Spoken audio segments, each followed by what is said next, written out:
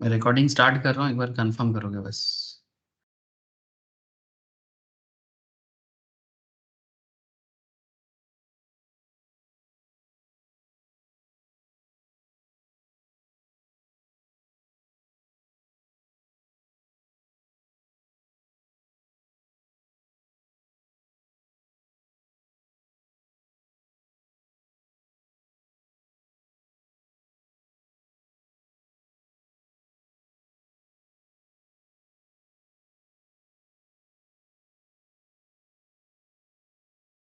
Started ना, recording message मिला है आप लोगों को? No, sir. No? No, sir. Yes sir, मिल गया। Yes sir. अच्छा, नहीं मुझे भी सर, मिल गया। मुझे भी दिखाया।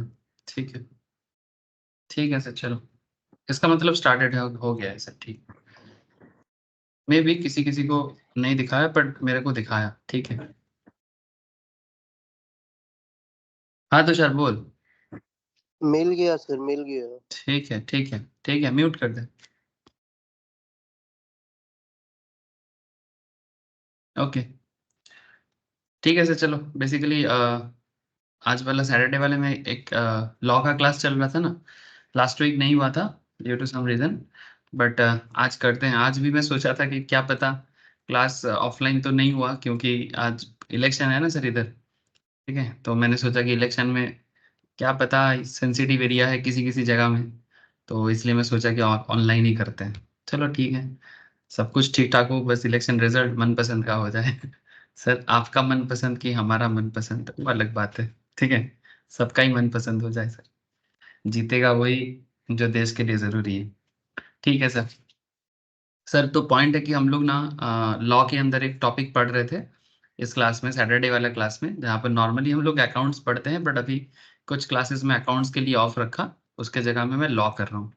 तो लॉ में cell of goods act 1930s में डिस्कशन चल रहा था, और सेल ऑफ गुड्स एक्ट 1930 में मोटा मोटी एक ओवरव्यू सबको मिल चुका है, बट कुछ टॉपिक हैं जिसके बारे में डिस्कस करने से जितना जानो अच्छा ही है सर। मैं दिखाता हूँ आपको। आज का टॉपिक रहने वाला है सर, कंडीशंस एंड वारंटीज। दिखाई दे रहा है आप लोगों को? स्क्रीन दिख रहा है ना? Hello? Yes, sir. Okay sir, Yes, sir. Thank you sir. तो बेसिकली जैसे कि मैं आपको बोला कि टॉपिक का नाम है कंडीशंस एंड वारंटीज। तो इससे पहले जो टॉपिक मैंने कवर अप किया, almost sale of goods related जितना बेसिक चीज हो सकता था मैंने आप लोगों को बताया कि सेल क्या है, एग्रीमेंट टू सेल क्या है ना, दिस काइंड ऑफ थिंग्स। जो गुड की मतलब जैसे कि नॉर्मली सेल ऑफ गुड्स है तो गुड्स क्या होता है, ठीक है। फिर अलग अलग डिलीवरी स्कीम, अलग अलग डिलीवरी स्कीम, मतलब कैसे पता चलता है कि गुड सेल ऑफ गुड्स के में, जैसे कि डिलीवरी ऑफ गुड्स, ये एक बहुत इंपॉर्टेंट पार्ट रहता है सर। सेल ऑफ गुड्स एक बहुत ही इंपॉर्टेंट लॉ माना जाता है, बिकॉज सेल ऑफ गुड्स इसलिए इतना इंपॉर्टेंट लॉ इसलिए माना जाता है सर, क्योंकि डे टू डे लाइफ में बिजनेस के लिए किसी भी गुड्स का सेल होना, और उसके बाद उस गुड्स का कस्टमर से सेलर से कस्टमर तक पहुंचना, एज वेल एज सेलर से कस्टमर को रिसीव होना, तो ये डे टू डे लाइफ के लिए ना एक बहुत ही इंपॉर्टेंट एक एरिया है सर, ठीक है। जो नॉर्मली पहले कॉन्ट्रैक्ट एक्ट में ही डील होता था, है ना। ये सब मैं बात पहले भी आप लोगों को कहा कि सब ये सब डिस्कशंस नॉर्मली क्या है कि पहले सारा चीज कॉन्ट्रैक्ट एक्ट में आता था, बट बाद में सेल ऑफ गुड्स को एक अलग लॉ बना के ब्रिटिश पीरियड में ही हुआ था सर, ठीक है। ड्यूरिंग ब्रिटिश एरा ये घटना घट गया था, ठीक है। ऐसा नहीं कि फर्स्ट टाइम घट रहा है, इससे पहले ये ब्रिटिश पीरियड में ही ये चीज हो गया था कि भाई सेल ऑफ गुड्स को अलग करो। सर क्यों अलग करने के पीछे क्या रीजन था?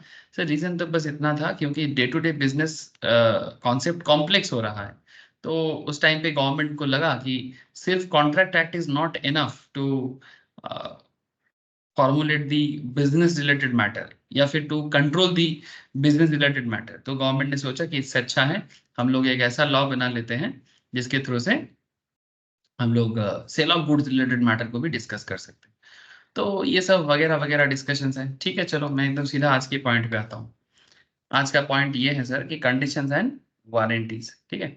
चलो कंडीशंस वारंटी, पहले तो बात नहीं किया था मैंने इसके ऊपर, मुझे जितना याद आ रहा है। आप लोगों को याद है सर, क्या मैंने कंडीशन वारंटी पे पहले बात किया था आप लोगों से? Anyone? Ravi, Shubhankar, Khushi, Rishita? No sir. Okay, recent class में तो आई डोंट थिंक मैंने किया था। ठीक है चलो। तो कंडीशंस क्या है, वारंटी क्या है सर, इस चीज को समझने के लिए आपको एकदम बिजनेस रिलेटेड कुछ बातें समझना पड़ेगा कि जब एक बिजनेस अपना प्रोडक्ट बेचता है, सपोज आपको ऑनलाइन से कुछ खरीदता है, चलो हम लोग थोड़ा समझने का कोशिश करते हैं, अंडरस्टैंड करने का थोड़ा कोशिश करते हैं। चलो, कहाँ जाए कहाँ जाए कहाँ जाए, मिंत्रा नहीं, फ्लिपकार्ट। चलो फ्लिपकार्ट में चलते हैं।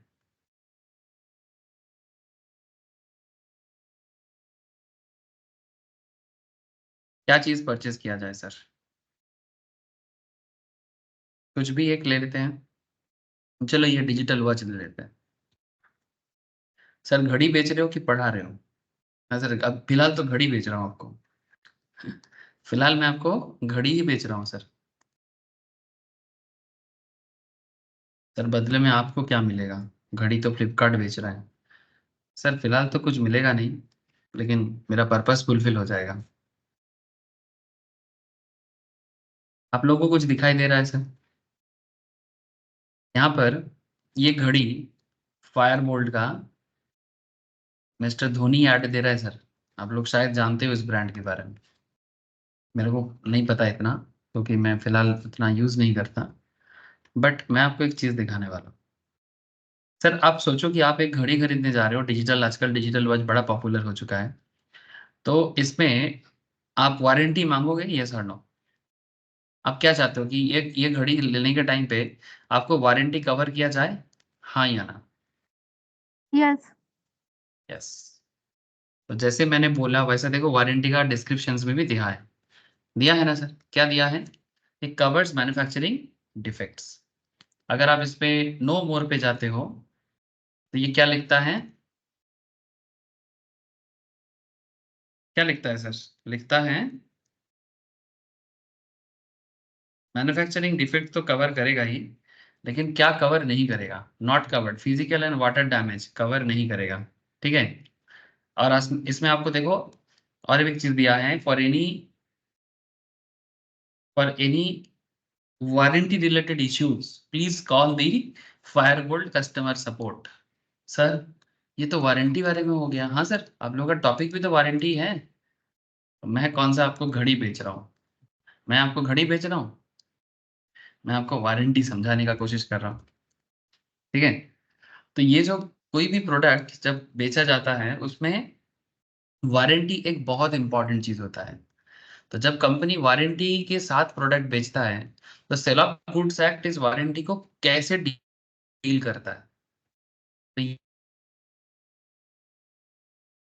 तो सर ये तो वारंटी, सर कंडीशंस, सर वो भी है, कंडीशंस भी है। जैसे मानो जब कोई प्रोडक्ट बेच रहा है, तो प्रोडक्ट के साथ साथ वो कुछ कंडीशंस भी लगा रहे हैं। ठीक है। कंडीशंस क्या है, वारंटी क्या है, चलो मैं धीरे धीरे आपको समझाता हूँ, और जैसे जैसे मुझे मौका मिलेगा मैं आपको प्रैक्टिकली भी समझाने का कोशिश करूंगा। ठीक है। कि आखिर जो पढ़ रहे हैं उसका रियल लाइफ में यूज कैसे होता है और उसको कैसे समझा जा सकता है। क्या लिखा है कंडीशंस में? Essential to main purpose of the contract. Condition ना किसी भी कॉन्ट्रैक्ट का एक इंपॉर्टेंट और मेन पर्पस होता है, but warranty is not like that. Warranty जो होता है वो collateral to the main purpose of the contract. जैसे मानो घड़ी, अगर आप डिजिटल एक वॉच मार्केट से ले रहे हो, या फिर कोई बिजनेसमैन अपना डिजिटल घड़ी मार्केट में बेच रहा है, तो क्या वो वारंटी बेच रहा है कि घड़ी बेच रहा है? हेलो, वॉच बेचना मेन पर्पस है कि वारंटी बेचना मेन पर्पस है? यस बोलो। वॉच। ऑब्वियसली वॉच है ना। तो वॉच बेचना माने घड़ी सेल करना इज द मेन पर्पस, है ना। अब घड़ी के बीच अंदर जो भी कंडीशंस दे रहा है कि भाई मेरा ये डिजिटल घड़ी है, इस घड़ी में ये फीचर्स होना चाहिए। ठीक है। जब हम खरीदने जाते हैं तो घड़ी का फीचर्स दिखाते हैं ना, कि भाई ये घड़ी रहा, इस घड़ी में इतना फीचर्स हैं, और हम लोग उस फीचर्स के बेसिस में ही उस घड़ी को परचेस करते हैं। जैसे यहाँ पर देखो हाईलाइट दिया है, Bluetooth calling smart watch, make receive calls on the go, through the watch. ये क्या है सर? इस घड़ी का हाँ कुछ कंडीशंस है, तभी तो ये घड़ी आप खरीद रहे हो। डिजिटल घड़ी होने के नाते कुछ तो होना चाहिए।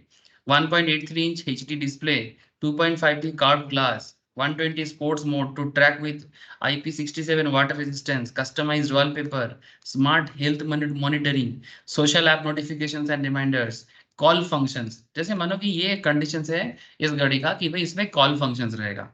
जैसे मानो अगर आप हाथ में घड़ी पहने हो और आप चाहो तो माने मोबाइल के थ्रू से भी, माने मोबाइल में जो आपका कॉल आएगा उसको आप इसमें रिसीव भी कर सकते हो और कट भी कर सकते हो, माने कॉल डिस्कनेक्ट भी कर सकते हो।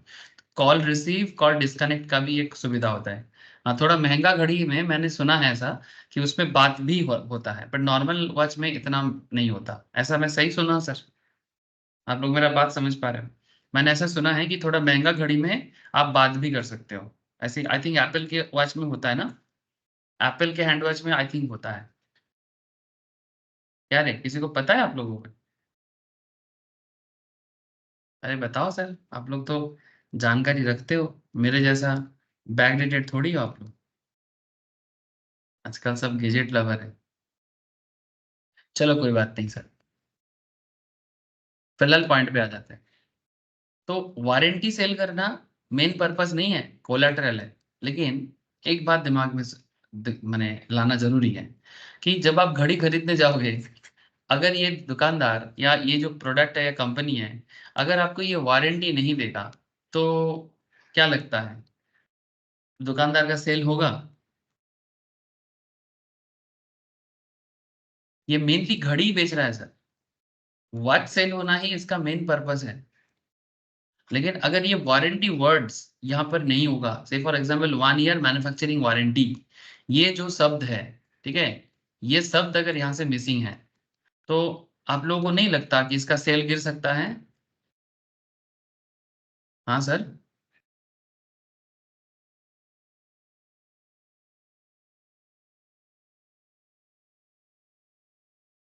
क्या लगता है आप लोगों को, बोलो। अगर ये घड़ी,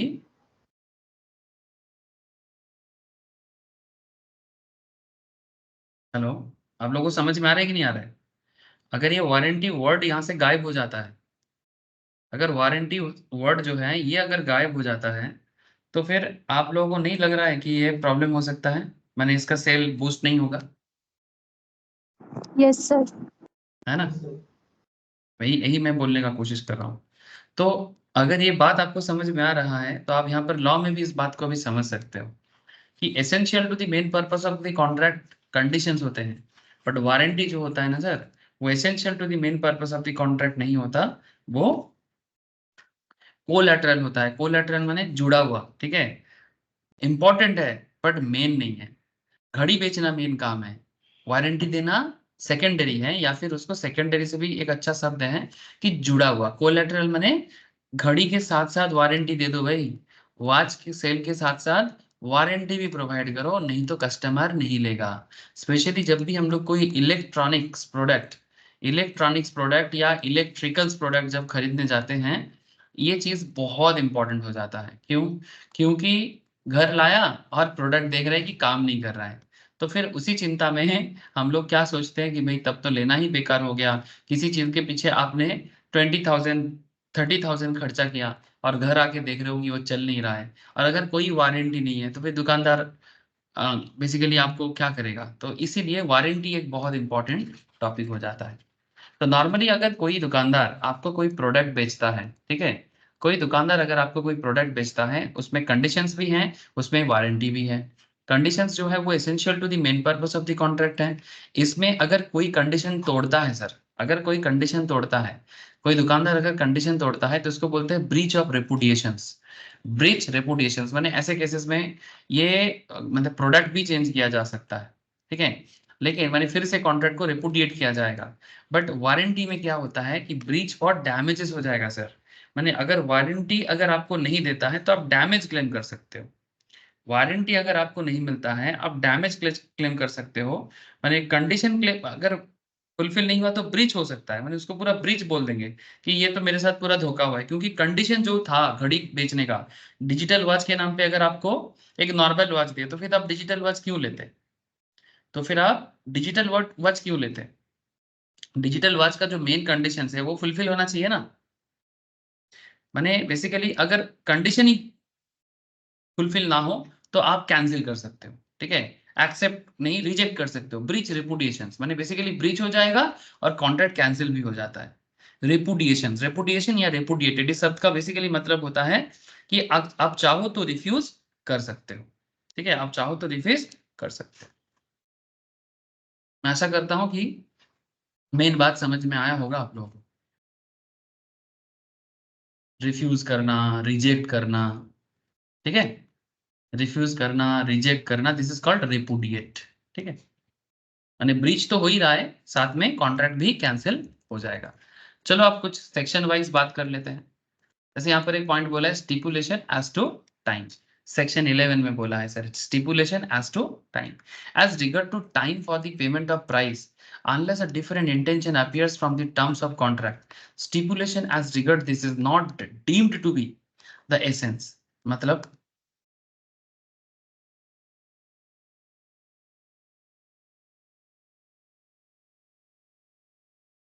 समझाता हूँ sir. Stipulation as to time माने हर चीज का एक समय होता है, ठीक है। तो as regard to the time for the payment of price unless a different intention appears from the terms of the contract, अगर कॉन्ट्रैक्ट में कुछ और बात नहीं लिखा हो, stipulation as regard this is not deemed to be the essence of a contract of sale, but delivery of goods must be made without delay. Whether or not such a stipulation is of the essence of a contract depends on the terms agreed upon.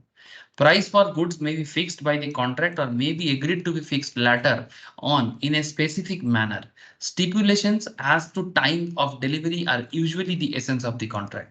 जैसे essence का एक another important part, जैसे essentials, essence माने important, very important part। जैसे मानो मेरे को ये घड़ी किसी को गिफ्ट करना है, से फॉर एग्जाम्पल मेरे घर में कोई आया है, ठीक है, जैसे मानो चलो मैं आपको यहाँ पर मेरा कोड देता हूँ, मेरा जो पिन कोड है कोलकाता का,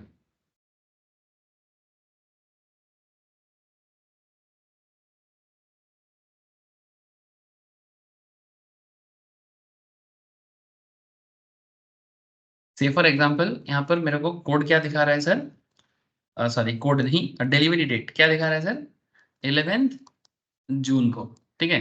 ये घड़ी मेरे घर तक 11 जून को पहुंचा देगा, ऐसा बात फ्लिपकार्ट बोल रहा है, ठीक है। तो अगर ये 11 जून तक पहुंचा देगा, सपोज मेरे घर में अभी रिलेटिव्स आया है, मेरे को उसको गिफ्ट करना है, ठीक है, रिलेटिव्स को गिफ्ट करना है कि चलो कोई बच्चा है जिसको मेरे को लग रहा है कि ये घड़ी गिफ्ट कर देते हैं, ठीक है। तो वो लोग से फॉर एग्जांपल 11 तक रहेगा, ठीक है, मैंने 12 तक रहेगा से फॉर एग्जांपल, तो मैंने सोचा कि चलो अच्छा है कि 12 जून तक अगर रहेगा तो मैं उनको 11 तारीख को दे दूंगा। तो ये मेरे लिए एक बहुत एसेंशियल पार्ट हो गया, है ना।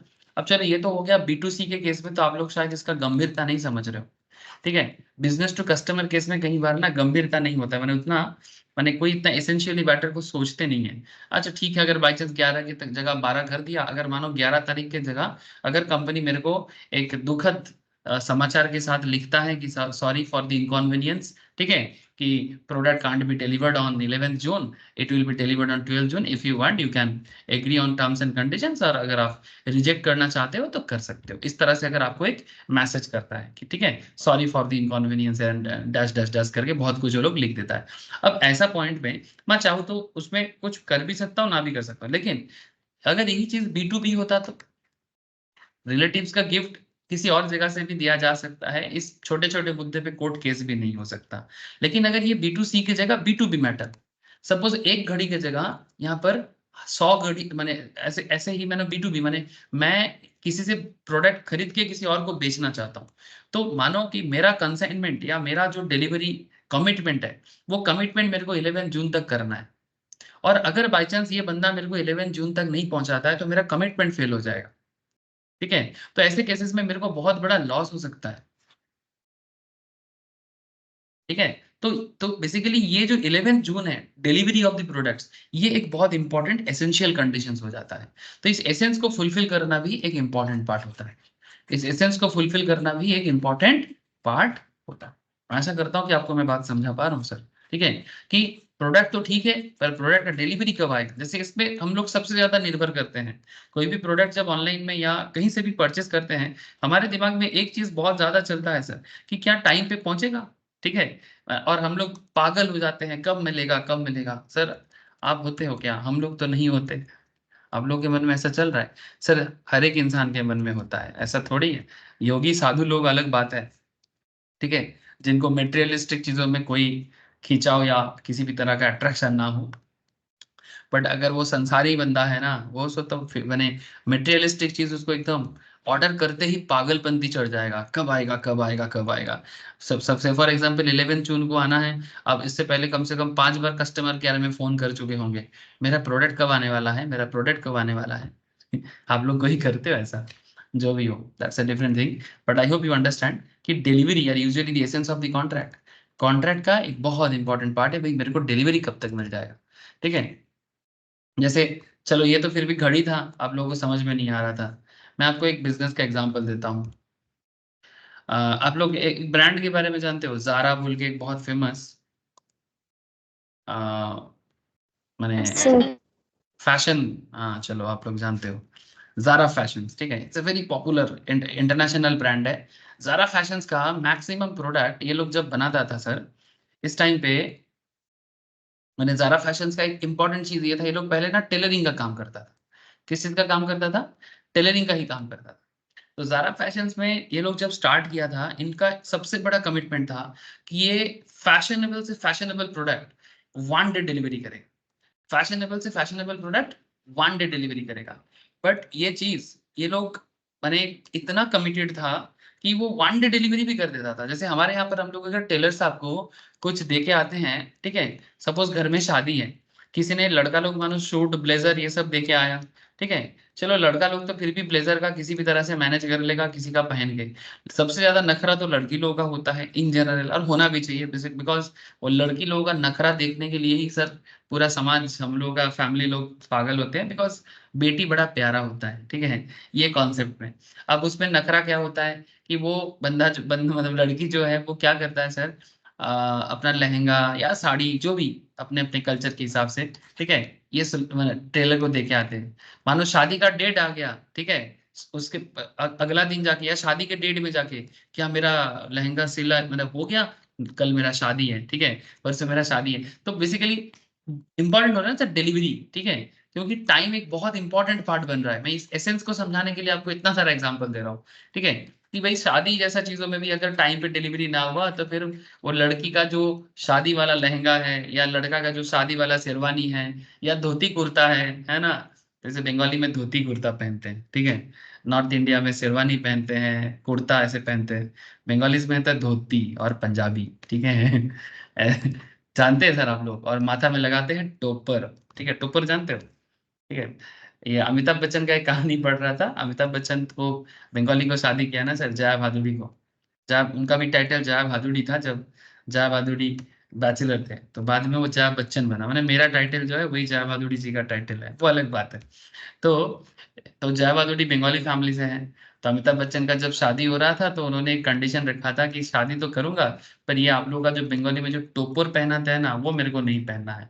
तो बोला क्यों? बोले नहीं नहीं, मेरे को कैसे ना कार्टून कार्टून लगता है। जो भी हो, वो अपने इंटरव्यू में बोल रहा था ऐसा। मैंने ऐसा नहीं कि वो कार्टून बोल रहा है, बेसिकली उस टाइम पर उनको लगा था कि ये क्या है, क्योंकि वो नॉर्थ इंडियन है, स्पेशली उत्तर प्रदेश से है, ऊपर से बॉम्बे में पला बड़ा, तो उनको टोपर कॉन्सेप्ट कुछ समझ में नहीं आ रहा था। जो भी हो सर, क्या क्या किससे कहानी आप बकते रहते हो।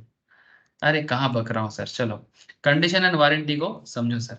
Eight the time of selling the goods the seller usually make certain statements. जब कोई भी गुड्स कोई सेल करता है तो सेलर जो है वो कुछ स्टेटमेंट देते हैं और representation with view to induce the intending buyer to purchase the goods, और ऐसा कुछ रिप्रेजेंटेशन रखते हैं जिसमें एक बायर बाध्य होता है या फिर अट्रैक्ट हो जाते हैं गुड्स को परचेज करने के लिए। सर इतना तो होना भी चाहिए एक सेलर के अंदर। Such representations are generally about the nature and the quality of goods, और वो बताते हैं कि भाई ये गुड्स में क्या क्वालिटी है एंड क्यों ये गुड्स आपको लेना चाहिए, and about their fitness for buyers purpose, और उस गुड्स का फिटनेस मानी वो गुड कितना फिट है बायर के पर्पस के लिए। तो ये सभी चीजें एक बायर एक सेलर को बताता है ना। बायर जब भी सेलर को कुछ बताता है तो ये चीज उसके क्वालिटी के बारे में बताता है ना। मेरा प्रोडक्ट बेहतर है, इस प्रोडक्ट को यूज करने से आपको ये मिलेगा, ये प्रोडक्ट को यूज करने से उसको वो मिलेगा, माने उसका जितना भी गुणगान किया जा सकता है सारा गुणगान बताया जाता है। ठीक है, जैसे अगर स्पेशली अगर आप कपड़ा खरीदने जाते हो, ठीक है, सबसे पहले तो ये कलर आप पे एकदम बिल्कुल जचता है। ठीक है, जैसे अगर आप कभी बड़ा बाजार जाते हो या फिर किसी भी कपड़ा दुकान में, ठीक है, नॉर्मली कोई कोई सेल्समैन ऐसे होते हैं ना, सपोज आपको वो कलर पसंद नहीं है या फिर मे भी आपको वो कलर जचता नहीं है, लेकिन दुकानदार ऐसे बोलेगा ना यही कलर आपको परफेक्ट लगेगा, गारंटी। फिर ना स्पेशली मैं देखा लेडीज लोगों के केस में, ठीक है, अगर बाई चांस मानो, जैसे मेरे को याद है बचपन में माँ को लेके जाते थे, तो अगर बाई चांस दुकानदार बोल दिया कि मैडम आपको ये बहुत अच्छा लग रहा है, बट मेरे को लग रहा है कि दुकानदार यहाँ पर पूरा मैंने लालच दिखा रहा है, वास्तव में कुछ भी अच्छा नहीं लग रहा है। ठीक है, लेकिन ऐसा बोल दिया ना, फिर मैं एक दिन माँ को बोला, मैं तुमने क्यों लिया ये वाला? बोले नहीं, दुकानदार को नहीं देखा, कितना बार बोला अच्छा लग रहा है, अच्छा लग रहा है। मैं बोली दुकानदार बोल रहे, मैं तो बोला अच्छा नहीं लग रहा है। तो माँ का कहना है कि नहीं, दुकानदार बोल रहे हैं, तुमको क्या पता, बच्चे हो तुम। सो आई होप यू अंडरस्टैंड कि किस तरह का दुकानदार कर सकता है, जो भी हो। अच्छा, तो presentations are generally about the nature, quality of goods and about their fitness for buyer's purpose.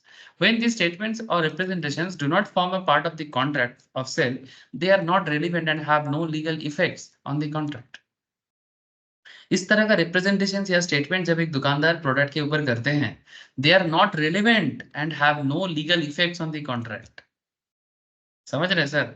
कपड़ा का कलर, जैसे कि मेरे माँ को बोला कि आप पे बहुत जच रहा है मैडम जी, ठीक है, दुकानदार ने, और मानो बाद में घर पे जाके पापा ने बोल दिया नहीं नहीं आपको नहीं जच रहा है, या फिर आस पड़ोस के माँ का जो दोस्त लोग हैं, मानो उनको भी उन लोग भी बोल दिया नहीं नहीं दीदी आपको ठीक नहीं लग रहा है, तो क्या करेगा मेरा माँ? आपको क्या लगता है, दुकानदार पे जाके क्लेम करेगा कि दादा आपने बोला अच्छा लग रहा है पर सभी बोल रहा है अच्छा नहीं लग रहा है, तो मैं कपड़ा वापस करने आ गया? हेलो, आप लोगों को कुछ समझ में आया एग्जाम्पल?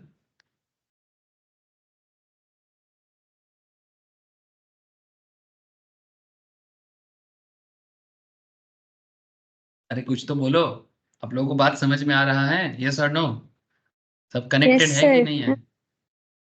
ठीक है, जैसे मैं आपको एक चीज बताता हूँ, ये कोरोना के टाइम पे अपना रामदेव बाबा कुछ दवाई निकाला था। ठीक है, मैं आपको बताता हूँ उसके ऊपर, रामदेव बाबा पे रिसेंटली कुछ नोटिस भी गया है। Ramdev Baba on Covid, Covid medicine को बहुत बवाल हुआ था।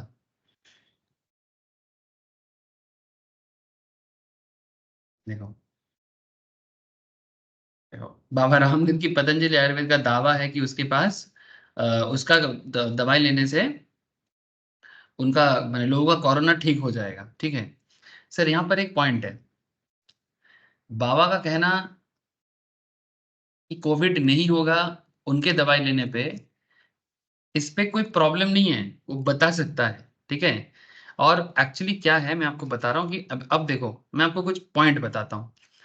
रिसेंटली एक बहुत popular actor from Maharashtra, Bollywood में भी काम करते हैं बट मराठी फिल्म इंडस्ट्री के बहुत पॉपुलर फेस हैं, इनका नाम है Shreyas Talpade.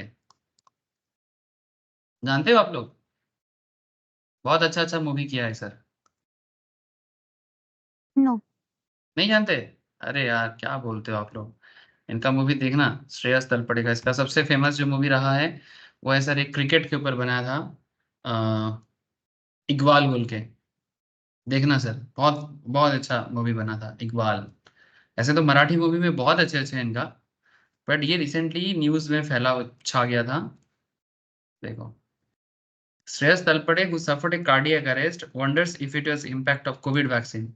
We have no idea what we have taken inside our bodies. इसको रिसेंटली कार्डियक अटैक आया था, और आने के बाद एक बहुत बनी बात मार्केट में फैल गया कि कोविड-19 वैक्सीन से, स्पेशली जो लोग Covaxin, I think Covaxin use किया है या कोविशील्ड कुछ ऐसा होगा, मेरे को याद नहीं आ रहा है, तो ऐसा एक मार्केट में बात फैला है, आप लोग शायद जानते हो क्योंकि बात उठा था ये कोवैक्सीन या कोविशील्ड ऐसा कुछ एक था, उसमें कोई भी एक लेने के कारण ऐसा हो रहा है, ऐसा एक मैटर को फैला गया है, स्प्रेड किया गया र्यूमर को। र्यूमर बोलो, प्रूफ तो कुछ नहीं है तो र्यूमर ही बोलेंगे। तो इन्होंने बोला कि उनके कारण ही, मतलब उनका डॉक्टर वगैरह बहुत सारी जगह में बोला कि मैंने कोरोना के वैक्सीन के कारण ऐसा हो रहा है। ठीक है, सुनो सर, ठीक है, कोरोना के वैक्सीन के कारण ऐसा हुआ है। तो बहुत सारे लोग, इवन मैंने भी चेक करके देखा कि मैं तो भूल गया था कि वैक्सीन कौन सा लिया। तो बहुत सारे लोग बोला कि भाई 4 साल हो गया, 4 ईयर लैप्स, ठीक है, वैक्सीन लेके इतना देरी में इम्पैक्ट करता है क्या ये कोरोना का वैक्सीन? तो there are lots of controversy कि क्या कोरोना के वैक्सीन में सच में हार्ट में कुछ प्रॉब्लम हुआ है नहीं हुआ है। तो इसमें तो बहुत ज्यादा चल रहा है सर, ये रिसेंटली हुआ है सर। अब क्या है, जब रामदेव बाबा उस टाइम पे क्या बोला था, उन्होंने बोला था कि आयुर्वेदिक दवा यूज करो, इसका कोई साइड इफेक्ट नहीं है और कोरोना भी नहीं होगा। ठीक है, तो इस बात पे एलोपैथिक मेडिसिन सेगमेंट, ठीक है, एलोपैथिक मेडिसिन, क्योंकि ये सबसे अभी एलोपैथी का क्या है ना, बहुत बोलबाला है।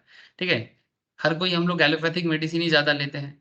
तो allopathic medicine as well as world wide जो इंटरनेशनल मेडिसिन एजेंसीज हैं, ठीक है, वर्ल्ड हेल्थ ऑर्गेनाइजेशन वगैरह वगैरह, ये लोग भी बाबा को बोला कि आप र्यूमर मत फैलाओ, आयुर्वेद से कुछ नहीं होता, आप बेकार में एलोपैथी के पीछे मत पड़ो। ठीक है, कुछ पेनल्टी वगैरह भी लगाया गया, इवन गवर्नमेंट को भी बीच में आना पड़ा, और गवर्नमेंट को भी रामदेव बाबा को बोलना पड़ा कि आप ये सब अपना स्टेटमेंट को वापस लो।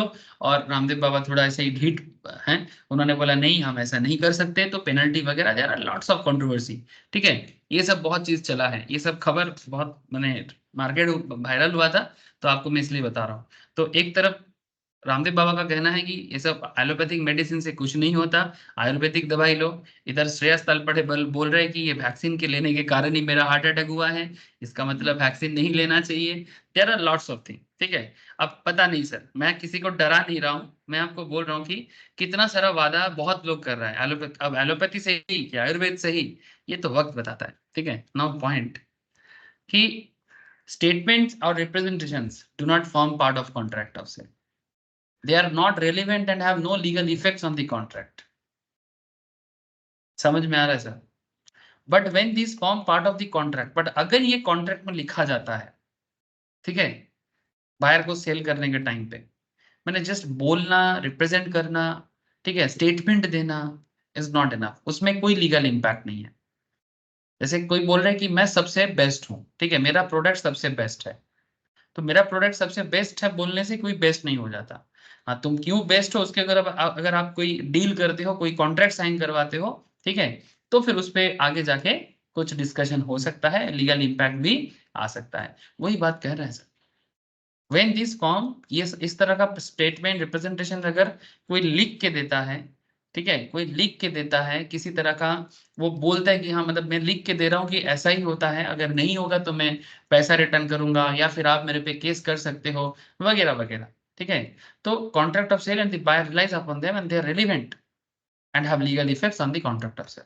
माने नॉर्मली रिप्रेजेंटेशन स्टेटमेंट्स जो नॉर्मल एक सेल्समैन की तरह बात हो जाता है, उसमें कोई लीगल कार्रवाई नहीं हो सकता। बट अगर वही बात कोई लिख के दे दिया, कॉन्ट्रैक्ट कर लिया, ठीक है, कॉन्ट्रैक्ट में भी लिख दिया कि अगर ऐसा नहीं हुआ तो मेरा पैसा वापस हो जाएगा, अगर ऐसा नहीं हुआ तो you can sue me in the court, ठीक है, तो इस तरह का अगर कोई बात कर लेता है तो वो लीगल इंपैक्ट आ जाता है, अगर बायर सेलर इस बात को एग्री करता है। A representation which forms part of the contract of sale and affects the contract is called a stipulations. जब कोई representations contract का part बन जाए, वो stipulation हो जाता है। stipulation माने बेसिकली उस कॉन्ट्रैक्ट का एक बॉन्डिंग हो जाता है या बॉन्डेज हो जाता है, माने अब आपको ये करना पड़ेगा। ठीक है, स्टिपुलेटेड का मतलब ये हो जाता है सर कि जो होना जरूरी है, ठीक है, माने लीगली बाइंड हो जाना। किसी भी काम करने के लिए लीगली बाइंड होने का जो कॉन्सेप्ट है उसे कहते हैं स्टिपुलेटेड। ठीक है, जैसे हम लोग सरकार के घर में जीएसटी देते हैं, टैक्स पेमेंट करते हैं, ये स्टिपुलेशन है हम लोग का।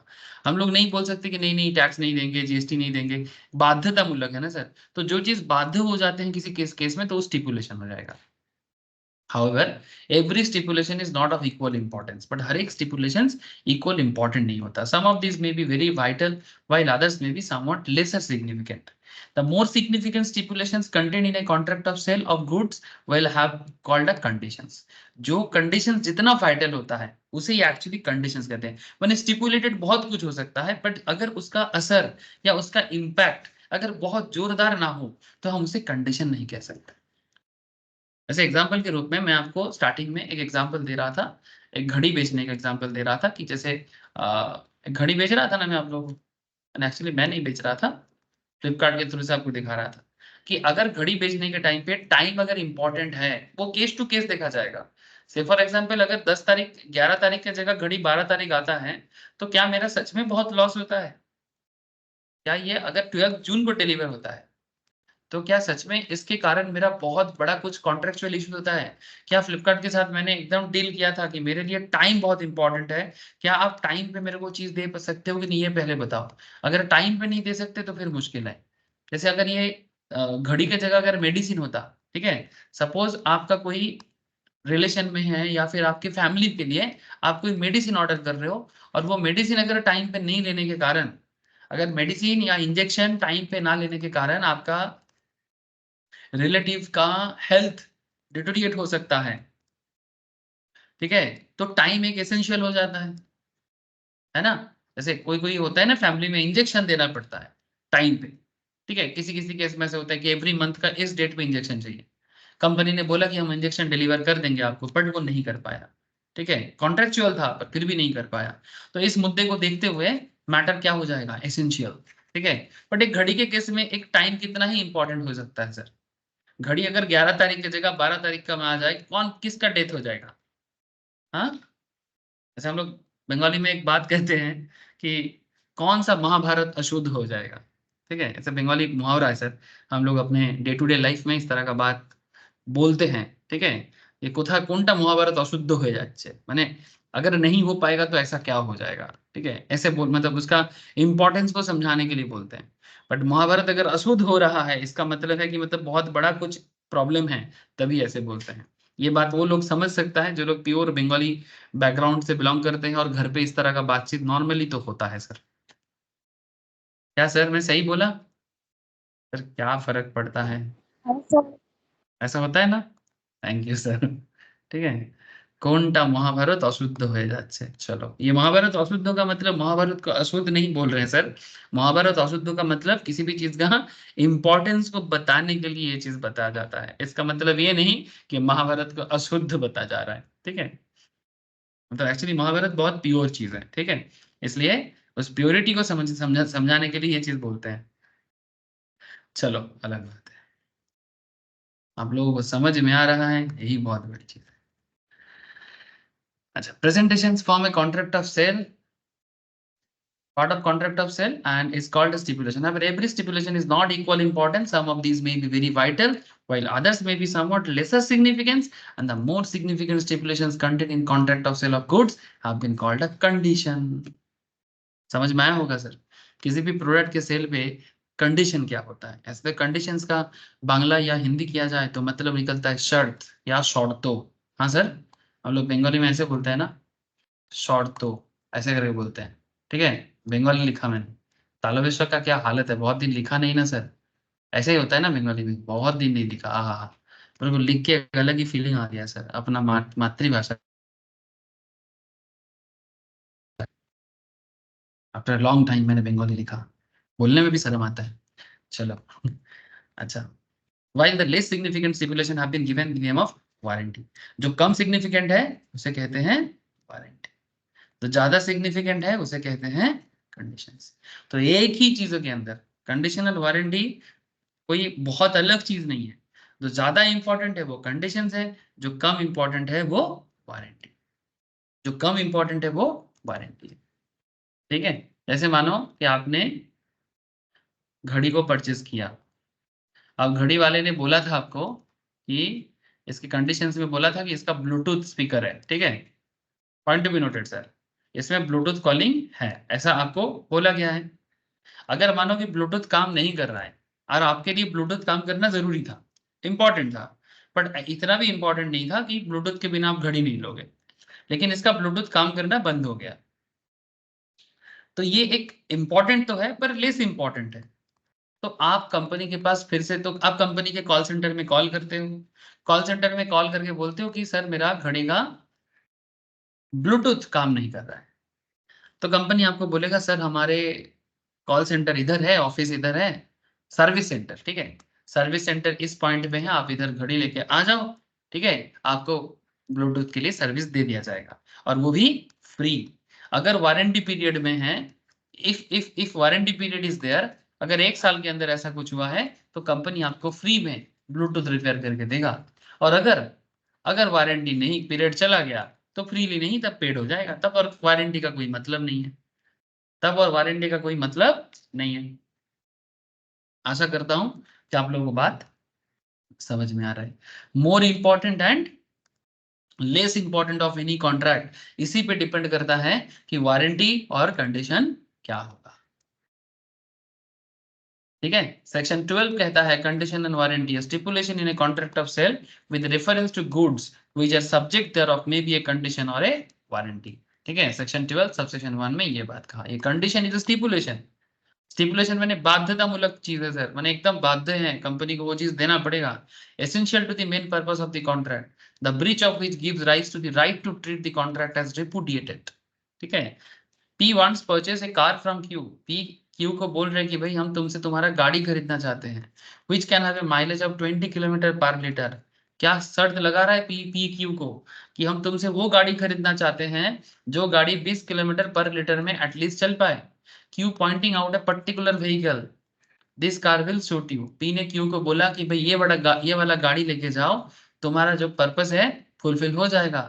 पर later P buys the car but finds out later on that कि गाड़ी जो है उसका टॉप माइलेज 15 किलोमीटर है, 15 किलोमीटर पर लीटर टॉप माइलेज।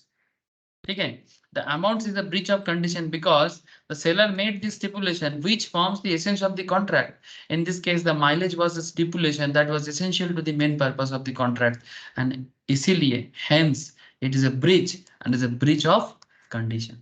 ये breach है, ये breach है। breach माने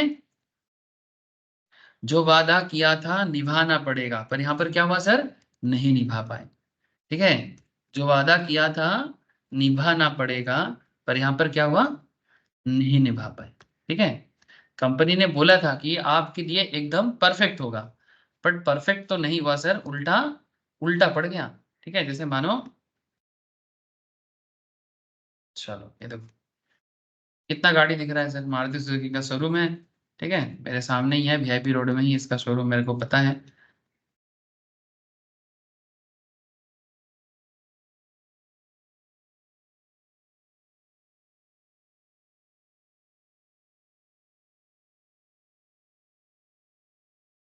समझ में आ रहा है ना सर, यहाँ पर 4 गाड़ी है मैम। ठीक है, अब ये 4 गाड़ी में से मेरे को बोला गया कि भाई ये वाला गाड़ी 20 किलोमीटर पर लीटर रन करेगा। मैं गया कंपनी पे कि मेरे को ऐसा गाड़ी दो जो कम से कम 20 किलोमीटर चल पाए, कम से कम, मैक्सिमम चले तो अच्छा है, कम से कम 25 किलोमीटर वाला गाड़ी देता तो वो 5 किलोमीटर ऐसे ही थोड़े एडजस्ट करता। लेकिन मेरे को जो गाड़ी दिया गया, से फॉर एग्जाम्पल मेरे को ये वाला गाड़ी दिया, पर वो 20 किलोमीटर नहीं 15 किलोमीटर पर लीटर चल रहा है।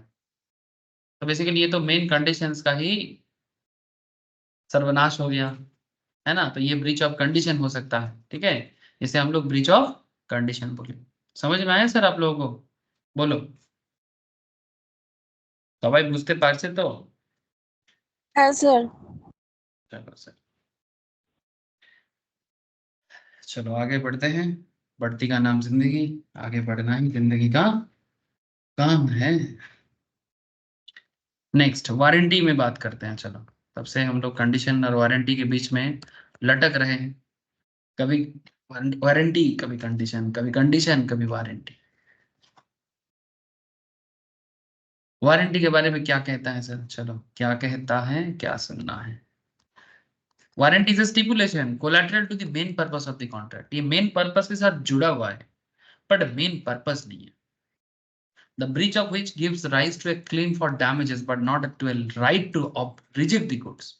अगर कोई कंपनी आपको प्रोडक्ट बेचने के बाद उसका मेन कंडीशंस पे गड़बड़ होता है, इसका सॉरी उसका वारंटी माने मेन कंडीशन गड़बड़ होगा तो वो प्रॉब्लम हो सकता है। बट अगर कुछ पॉइंट या कुछ लेस इंपॉर्टेंट चीजें गड़बड़ हो रहा है तो इसका मतलब ऐसा नहीं कि आप प्रोडक्ट को ही रिजेक्ट कर दोगे and treat the contract as repudiated, ऐसा आप नहीं कर सकते।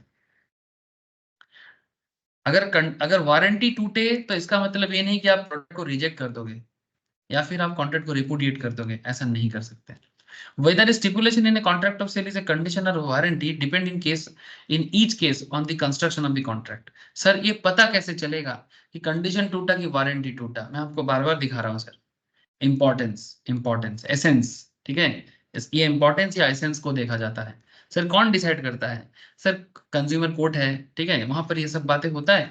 ठीक है, जब बड़ा बड़ा केस बनता है ना, इसमें मैंने बेसिकली बहुत बड़ा किसी का इकोनॉमिक लॉस हो जाता है या फिर किसी तरह का बिजनेस रिलेटेड बहुत बड़ा गुडविल रिलेटेड इश्यूज आ जाता है, नाम बदनाम हो सकता है, ऐसे ऐसे सिचुएशंस में लोग कोर्ट केस करते हैं और तब इसी तरह से वारंटी और कंडीशंस को बहुत ही एसेंशियली देखा जाता है। एक एग्जांपल चलो, Ram consult Shyam a motor car dealer for a car suitable for touring purpose to promote the sale of his product. अपना प्रोडक्ट को सेल करना है, ऐसा गाड़ी तो भाई सारा दिन घूमेगा, सारा दिन गाड़ी टूर करके मेरे प्रोडक्ट के बारे में प्रचार करेगा। ठीक है, जैसे इलेक्शन का प्रचार के लिए घूम रहा था ना सब पॉलिटिकल लीडर्स लोग, ऐसा गाड़ी दो जो सारा दिन टूरिंग के लिए सही रहे। श्याम ने सजेस्ट किया भाई Maruti. Ram accordingly buys it from Shyam. The car turns out to unfit for touring purpose. थोड़ा सा एक दिन सारा दिन चक्कर लगाने के बाद गाड़ी जो है नेक्स्ट दिन चालू ही नहीं हो रहा है, माने इंजन पे दम नहीं है। Here the term that the car should be suitable for touring purpose is a condition of the contract. It is so vital that it is non-fulfillment defeats the very purpose of which Ram purchased the car, and Ram is therefore entitled to reject the car and have to refund the price. So again this is a conditions, ये हो गया conditions. Let us assume Ram buys a new Maruti car from the showroom and the car is guaranteed against any manufacturing defect under normal usage for a period of 1 year from the date of original purchase, and in the event of any manufacturing defect, there is a warranty for replacement of defective part if it cannot properly repaired. After 6 months, Ram finds that the horn of the car is not working. Normal conditions पे, touring purpose ऐसा कुछ भी नहीं है। Here in this case, he cannot terminate the contract. The manufacturer can either get it repaired or replace it with a new horn, and Ram gets a right to claim for damages अगर company ignore करता है। If any suffered by him but not the right of reputation. माने horn काम नहीं कर रहा है, ये कोई रीजन नहीं है कि आप गाड़ी वापस कर, क्योंकि हॉर्न गाड़ी के साथ जुड़ा हुआ एक कोलैटरल पर्पस है, मेन पर्पस नहीं है। हॉर्न के लिए आप गाड़ी किसी को वापस नहीं कर सकते। समझ में आ रहा है सर? जैसे मानो आप लोगों को मैं एक चीज बताता हूं, जैसे आप लोग 4 व्हील ड्राइव के बारे में सुने हो सर? ये नॉर्मली हिली रीजन्स में यूज करता है 4 व्हील ड्राइव। इसके ना चार, जैसे जीप होता है, ठीक है, ये इसका ज्यादातर केस में जो आप लोग शायद कोई कोई जानते होंगे, ऐसा गाड़ी का क्या चलता है कि ये ना हिली रीजन्स में बहुत अच्छे से चल सकता है। It's kind of this kind of गाड़ी, ठीक है, 4 व्हील ड्राइव बोलते हैं इसके, चारों चक्का में कंट्रोल होता है। ठीक है, नॉर्मल गाड़ी में नहीं होता है सर। जैसे ये सब गाड़ी ना नॉर्मली हिली रीजन्स में चलता है, क्योंकि इनको ना बहुत ग्रिप चाहिए होता है। ठीक है, मैंने थोड़ा सा भी अगर टेढ़ा हुआ ना पत्थर से तो गाड़ी नीचे जा सकता है नॉर्मल गाड़ी में। तो अगर आप कोई पहाड़ी कंडीशंस के लिए गाड़ी ले रहे हो, मैं से very high terrain area like Nepal में चलता है, दार्जिलिंग में चलता है, सिक्किम में चलता है, ठीक है, तो वहां पर ना अगर हाई टेरेन एरिया में जा रहे हैं ना, जो बहुत ही हाई टेरेन है, जब मोटा मोटी मान के चलो 10,000 फीट के ऊंचाई से आपको चलना पड़ता है, तो उसमें इतना हाई टॉप चलता है तो उसमें ना चारों चक्का में ग्रिप चाहिए और ब्रेक का पूरा कंट्रोल चाहिए। ठीक है, चारों चक्का में होता है, इसको बोलते हैं 4 व्हील ड्राइव। ठीक है, तो इसका अलग टेक्नोलॉजी होता है, आप चाहो तो डिटेल्स में पढ़ाई कर सकते हो। अब ऐसे कंडीशंस में आप गाड़ी लेना चाहते हो और दुकानदार आपको एक मारुति ऑल्टो पकड़ा दिया, ठीक है, और आप उस गाड़ी को लेके चले गए दार्जिलिंग के हिल टॉप घूमने के लिए। आप समझ रहे हो सर? आप एक मारुति ऑल्टो लेके अगर हिल टॉप घूमने जाओगे, माने इट्स वेरी हाई चांस कि कुछ गड़बड़ करके ही आओगे, या तो खुद मरोगे या तो जिनको लेके जाओगे उनको मार के आओगे। कुछ समझ में आ रहा है सर? तो जिस पर्पस के लिए जो काम होना चाहिए वो होना चाहिए। जैसे ये है वर्ल्ड का, आपको भी एक चीज बता दूं अगर आप लोगों को नॉलेज नहीं है, ये एरिया देख रहे हो सर, हमारे देश का जो हिमालय है ना, ये रीजियंस, ठीक है, these are the reasons. Even Pakistan में भी थोड़ा सा हिस्सा अभी मैंने पाकिस्तान कंट्रोल करता है, बहुत जल्दी हम लोग लेने वाले हैं। अभी से आप लोग खुशियां मना सकते हो, दिस इज पीओके। हाँ, बहुत जल्दी लेने वाले हैं सर, आप लोग रेडी रहो, बहुत जल्दी हम लोग पीओके ले लेंगे। सर क्या बात करते हो, आपको मोदी जी ने फोन किया था क्या?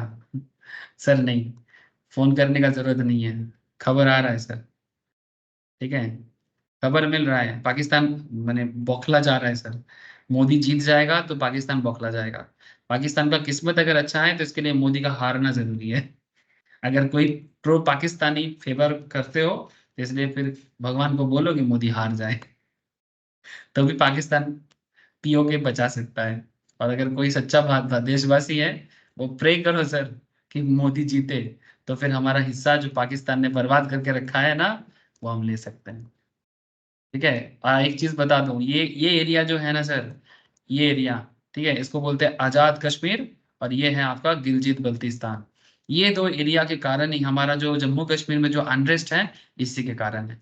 पाकिस्तान दुनिया का मैंने जितना आतंकवादी का हमला करता है ना, हमारे कश्मीर में रह के ही हमारे पीछे बैम्बू करते हैं। मैंने हमें मारने के लिए वो हमारा ही जगह ऑक्युपाई किया है इलीगली, और वहां पर आतंकवाद को जन्म देता है, और फिर हमारे कश्मीर में ही वो हम लोगों को दिन दहाड़े, हमारे आर्मी को, हमारे नॉर्मल लोगों को मारता है। और हमारा इतना बड़ा फेमस हिस्सा जो टूरिस्ट में अकेला पूरा भारत को खाना खिला सकता है, उस जगह को पूरा बर्बाद करके रखा है। क्योंकि अगर कश्मीर जिंदा हो जाए, नॉर्मल हो जाए, तो भारत का इकोनॉमिक कंडीशन इतना स्ट्रांग हो जाएगा, और भारत इतना तक माने तरक्की कर जाएगा कि स्विट्जरलैंड भी रोना चालू कर देगा।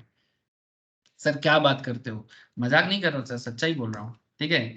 कश्मीर में इतना ताकत है, इस एरिया में इतना दम है कि पूरा भारत को खाना खिला सकता है। स्विट्जरलैंड कितना इकोनॉमिकली स्ट्रांग है, तो कश्मीर क्यों नहीं हो सकता? ठीक है, जहाँ कश्मीर, हमारा इतना बड़ा कश्मीर है।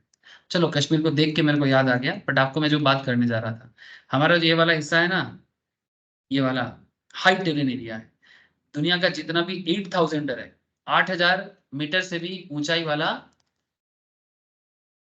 पहाड़, इस एरिया में आपको वैसे 4 व्हील ड्राइव का जरूरत पड़ता है ऊंचाई में, अदरवाइज नहीं। मे भी किसी किसी को नॉलेज हो सकता है, बट चलो मेरे को थोड़ा सा पता था तो बोल दिया, और क्या। कंडीशन समझ में आ रहा है सर? ठीक है, यहाँ पर टूरिंग पर्पस का एग्जांपल दिया था मैंने आपको, थोड़ा सा एकदम 4 व्हील ड्राइव का पहाड़ी एरिया का बता दिया। समझ में आया सर? वारंटी मैंने हॉर्न खराब हो गया, ये मेन ये वारंटी हो सकता है, ये कंडीशन नहीं हो सकता। सबको समझ में आया रे? बोलो। Yes, sir. Condition and warranty के बीच में पतला सा कुछ तीनों डिफरेंस दिया है। Condition is stipulation essential to the main purpose of the contract. जो कंडीशन है वो निभाना चाहिए, अगर कंडीशन ही नहीं निभा गया तो फिर क्या हो जाएगा? कैंसिल, कॉन्ट्रैक्ट ही कैंसिल। ठीक है, condition is very important part. Condition के बिना क्या होगा sir? Warranty is stipulation of collateral to the main purpose of the contract. Main नहीं है, कोलेटरल टू मेन है। कंडीशन, वारंटी जो है वो मेन नहीं है sir, collateral to main purpose. ठीक है, सिर्फ कंडीशन के वारंटी के भरोसे बिजनेस नहीं चलता है। कंडीशन इंपॉर्टेंट है, बट हाँ वारंटी भी इंपॉर्टेंट है, बट लेस इंपॉर्टेंट है, इसलिए से बोलते हैं collateral. Right in case of breach, the agreed party, जिनके साथ कंडीशन टूटने का धोखा होगा। अगर मानो कि कोई आपको धोखा कर रहा है, ठीक है, जो प्रोडक्ट बोला था उस प्रोडक्ट को वैसा ना देके कुछ और दे रहा है, तो आप कौन बन जाएंगे? आप बन जाओगे एग्रीव्ड। माने आपके साथ धोखा हो रहा है ना, तो आप बनोगे एग्रीव्ड।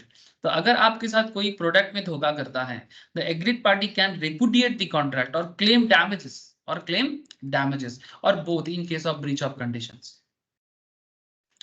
बट अगर आपके साथ कोई वारंटी तोड़ता है, अगर आपके साथ कोई वारंटी तोड़ता है, agreed party can claim only damages in case of breach of warranty. Agreed party सिर्फ डैमेज क्लेम कर सकता है सर। क्या क्लेम कर सकता है? Only damage. कॉन्ट्रैक्ट कैंसिल नहीं हो पाएगा। कॉन्ट्रैक्ट कैंसिल नहीं हो पाएगा, सिर्फ डैमेज क्लेम पॉसिबल है, कॉन्ट्रैक्ट कैंसिल पॉसिबल नहीं है। अगर वारंटी के कारण आपका बहुत बड़ा कुछ लॉस होता है, वो कोर्ट ऑफ लॉ में डिसीजन हो सकता है, इससे ज्यादा कुछ भी नहीं। ब्रीच ऑफ कंडीशन में be treated as a breach of warranty. Conversion of stipulations, conversion of stipulation convert हो जाता है, कंडीशन टूटना माने वारंटी टूटना भी हो जाता है, क्योंकि जब मेन पर्पस ही नहीं रहा तो फिर सब पर्पस भी नहीं रहेगा।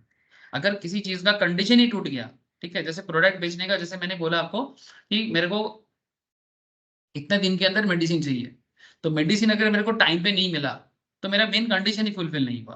तो जब मेन कंडीशन फुलफिल नहीं होगा तो मेरा वारंटी भी फुलफिल कैसे होगा? तो अगर कंडीशन टूटता है तो ब्रीच ऑफ वारंटी भी हो सकता है, but a breach of warranty can not be treated as breach of condition. But warranty टूटने का मतलब हम ये नहीं बोल सकते कि मेरा कंडीशन टूटा है, ठीक है। कंडीशन टूटा माने वारंटी टूटा, बट वारंटी टूटा माने कंडीशन टूटा नहीं, समझे?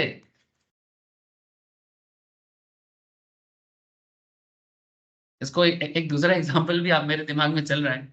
से फॉर एग्जांपल एक एक छोटा सा दिमाग में चल रहा है।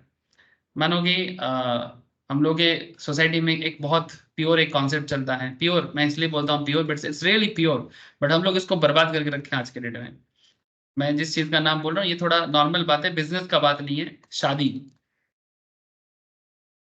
Marriage, it's a very pure thing.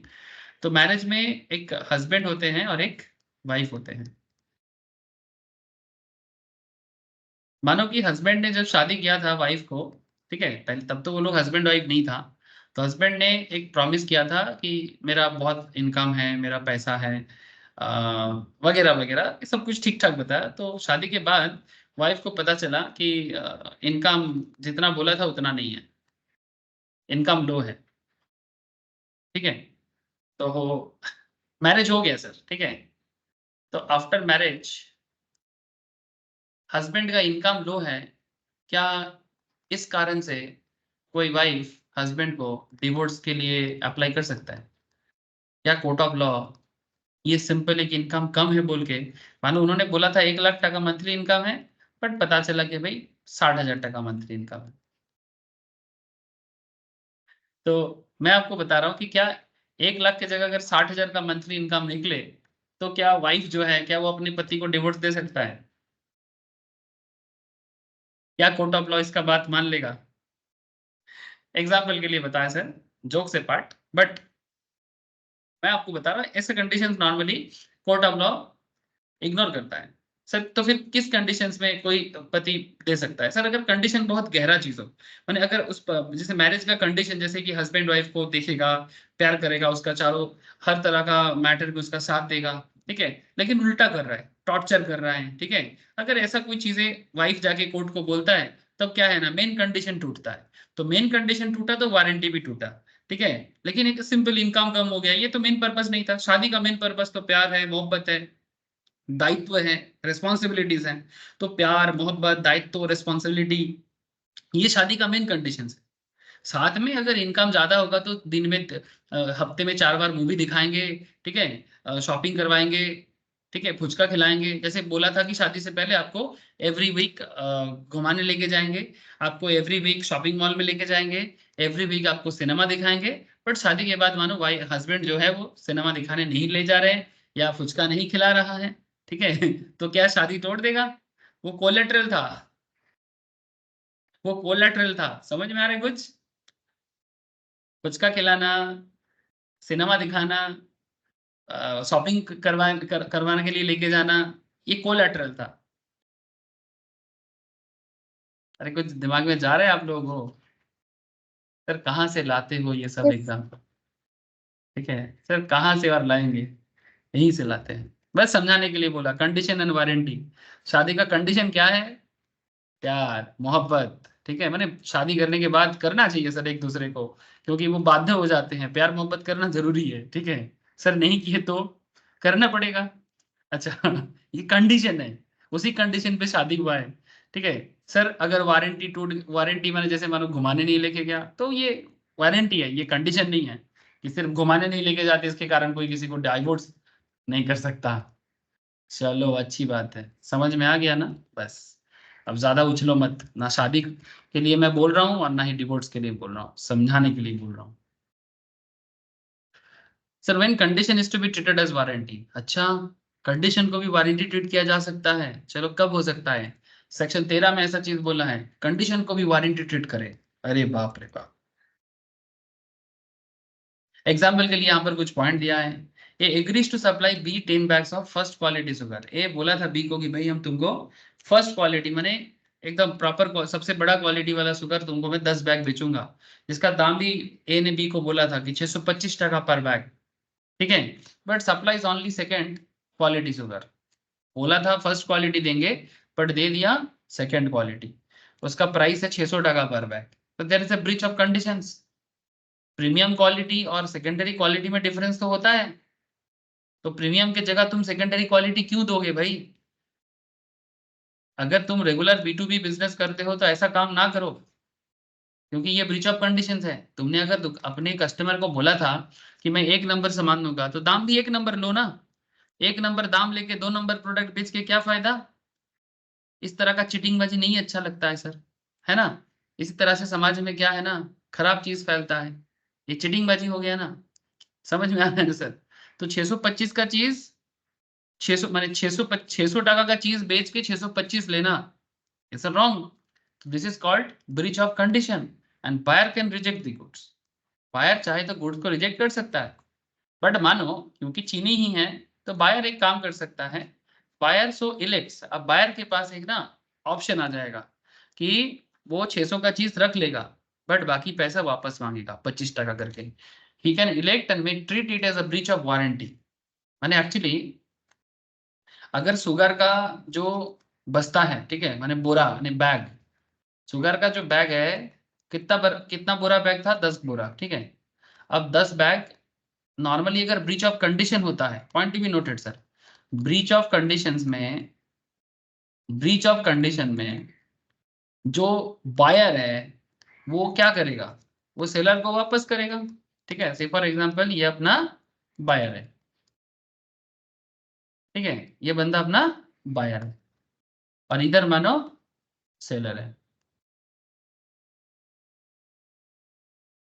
ठीक है, ये सेलर है। तो नॉर्मली अगर कंडीशन टूटा तो बायर को क्या करना चाहिए? चीनी का बोरा वापस कर देना चाहिए, चीनी का 10 बैग चीनी वापस कर देगा। बट बायर बोल रहे हैं अच्छा ठीक है भाई चीनी ही है मैं बेच दूंगा, नाचते नाचते बोल रहे हैं, देखे ना डांसिंग फॉर्म इसका, कैसे कमर तोड़ के डांस कर रहा है, ठीक है। इधर सेलर बोल रहे हैं जैसे काट के खाएगा इसको, ठीक है। चलो सर बाल खड़ा हो गया इसका, ठीक है, चिटिंगबाजी पकड़ा गया ना, इसका चिंता में आ गया कि क्या होगा मेरा, ठीक है। तो बायर सेलर को बोल रहे हैं कि ठीक है भाई तू मेरे को 600 का 625 का चीज मेरे को 600 बोल के दिया, कोई बात नहीं मैं रख लेता हूँ, ठीक है, पर 25 टका पर बैग मेरे को वापस कर, 25 टका पर बैग मेरे को रिटर्न कर दे।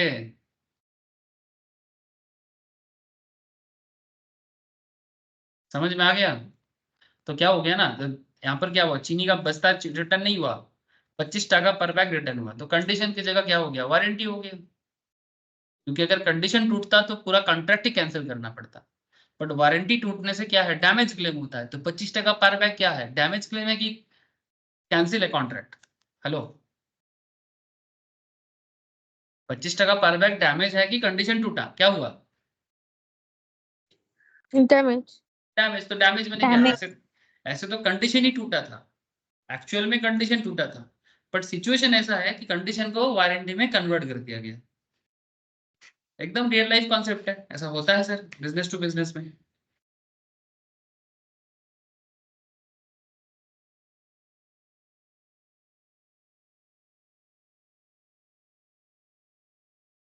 आई होप कि समझ में आया हो।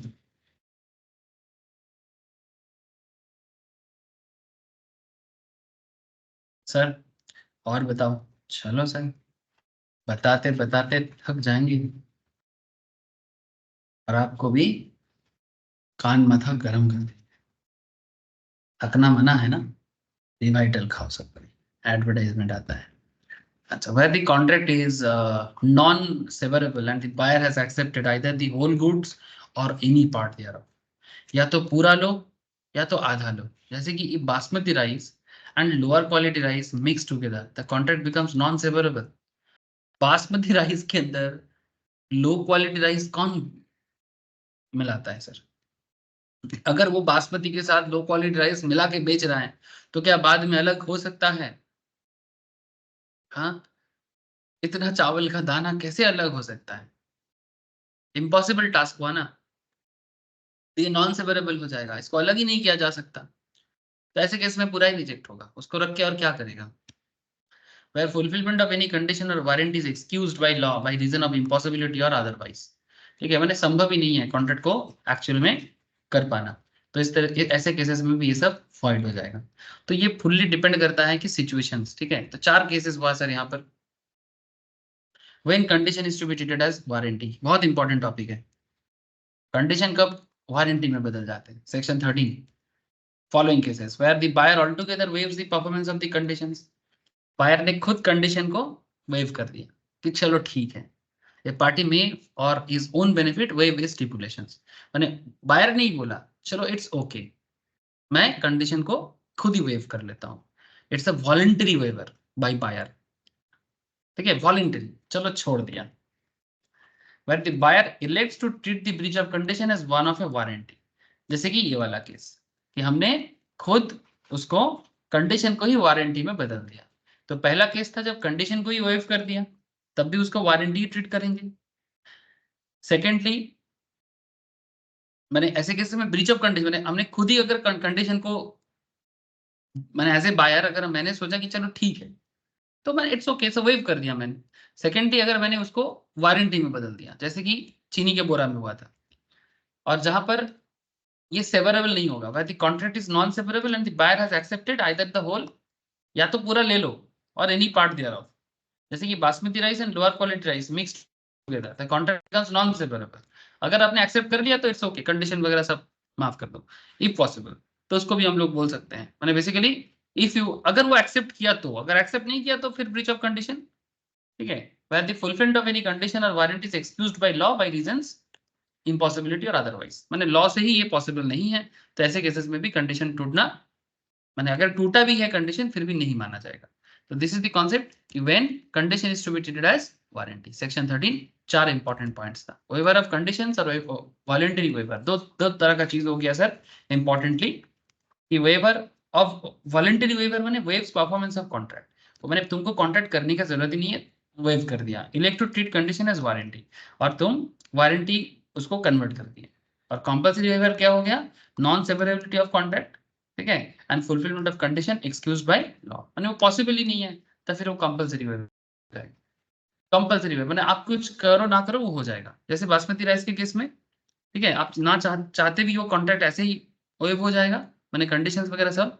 और अगर कंडीशन एक्सक्यूज बाय लॉ है, माने लॉ से ही वो संभव नहीं है, कुछ ऐसा सिचुएशंस आ गया कि लॉ ही आपको करने नहीं देगा, तो इसका मतलब ये भी ऑटोमेटिकली कंपल्सरी वेवर हो जाता है। तो these are the important types of points जिसमें आपको condition is to be treated as warranty के बारे में बात करता है। ठीक है, सेक्शन 13 बेसिकली ये कहता है cases where a breach of condition to be treated as breach of warranty and as a result of which buyer loses his right to resign the contract and can claim damages on it। ठीक है, वो सिर्फ damage claim कर सकता है, contract को cancel नहीं कर सकता। ठीक है, ये बुझते पेरे से सबाई? Yes sir. अब आ जाते हैं सर सेक्शन 14 से लेके 17, इसमें एक्सप्रेस एंड इम्प्लाइड कंडीशंस के बारे में बोला है। एक्सप्रेस एंड इम्प्लाइड, चलो देखते हैं। कंडीशन एंड वारंटी दो तरह का हो सकता है सर, एक्सप्रेस भी हो सकता है, इम्प्लाइड भी हो सकता है। Condition and warranty may be either express or implied. They are express when the terms of the contract expressly, जब वारंटी को हम तभी एक्सप्रेस और इम्प्लाइड बोलते हैं when they are expressed when the terms of the contract are expressly stated. They are implied when not being expressly provided for. Implied conditions are incorporated by law in the contract of sale। मैं समझाता हूँ, जैसे express are those, express माने basically जब बोला जाता है, express are those which are agreed upon between the parties at the time of contract and are expressly provided in the contract. माने जब उसको कॉन्ट्रैक्ट करने के टाइम पे ही बोला गया, उसे कहते हैं एक्सप्रेस, कि लिखा गया था। एक्सप्रेस या तो रिटन होगा या तो ओरल होगा। ठीक है, और इम्प्लाइड बने इट्स लाइक लो लो मान लिया हमने। ठीक है, Implied माने it's implied, मान लो. On the other hand are those which are presumed by law. Law मान लेगा उसको. Presumed. Word समझ रहे हो? Presumed. To be present in the contract. It should be noted that an implied condition may be negated or waived. Implied conditions कई बार हम लोग waive भी कर सकते हैं by an express agreement. Following conditions are implied in a contract of sale of goods unless the circumstances of the contract show a different intentions. समझाता हूँ sir. जैसे यहाँ पर 4-5 चीजें हैं जिसको implied conditions के अंदर रखा जाता है. जैसे कि condition as to title, condition as to description, condition sale by sample, condition as to quality or fitness, condition as to wholesomeness, sale by sample as well as description, and condition as to merchantability. Condition as to merchantability. There is a 4-5 points. 1 2 3 4 5 6 7 7 point है implied conditions का. Condition as to title, condition as to description, sale by sample, sale by sample as well as by descriptions, condition as to quality or fitness, condition as to wholesomeness, and condition as to merchantability. Sir क्या है ये सब चीजें? माथा के ऊपर से जा रहे हैं सर. चलो देखते हैं कितना ऊपर और नीचे कर किया जा सकता है, देखते हैं. Condition as to title. What is condition as to title? Section 14A condition as to title के बारे में बात करता है. ध्यान से सुनो तो समझ में आएगा, नहीं तो आसमान पे टपकेगा और खजूर पे लटकेगा. समझे सर? ऐसा मत करो कि आसमान से टपके और खजूर पे लटके. ऐसा कुछ करो ताकि आसमान से टपके और दिमाग में लटके.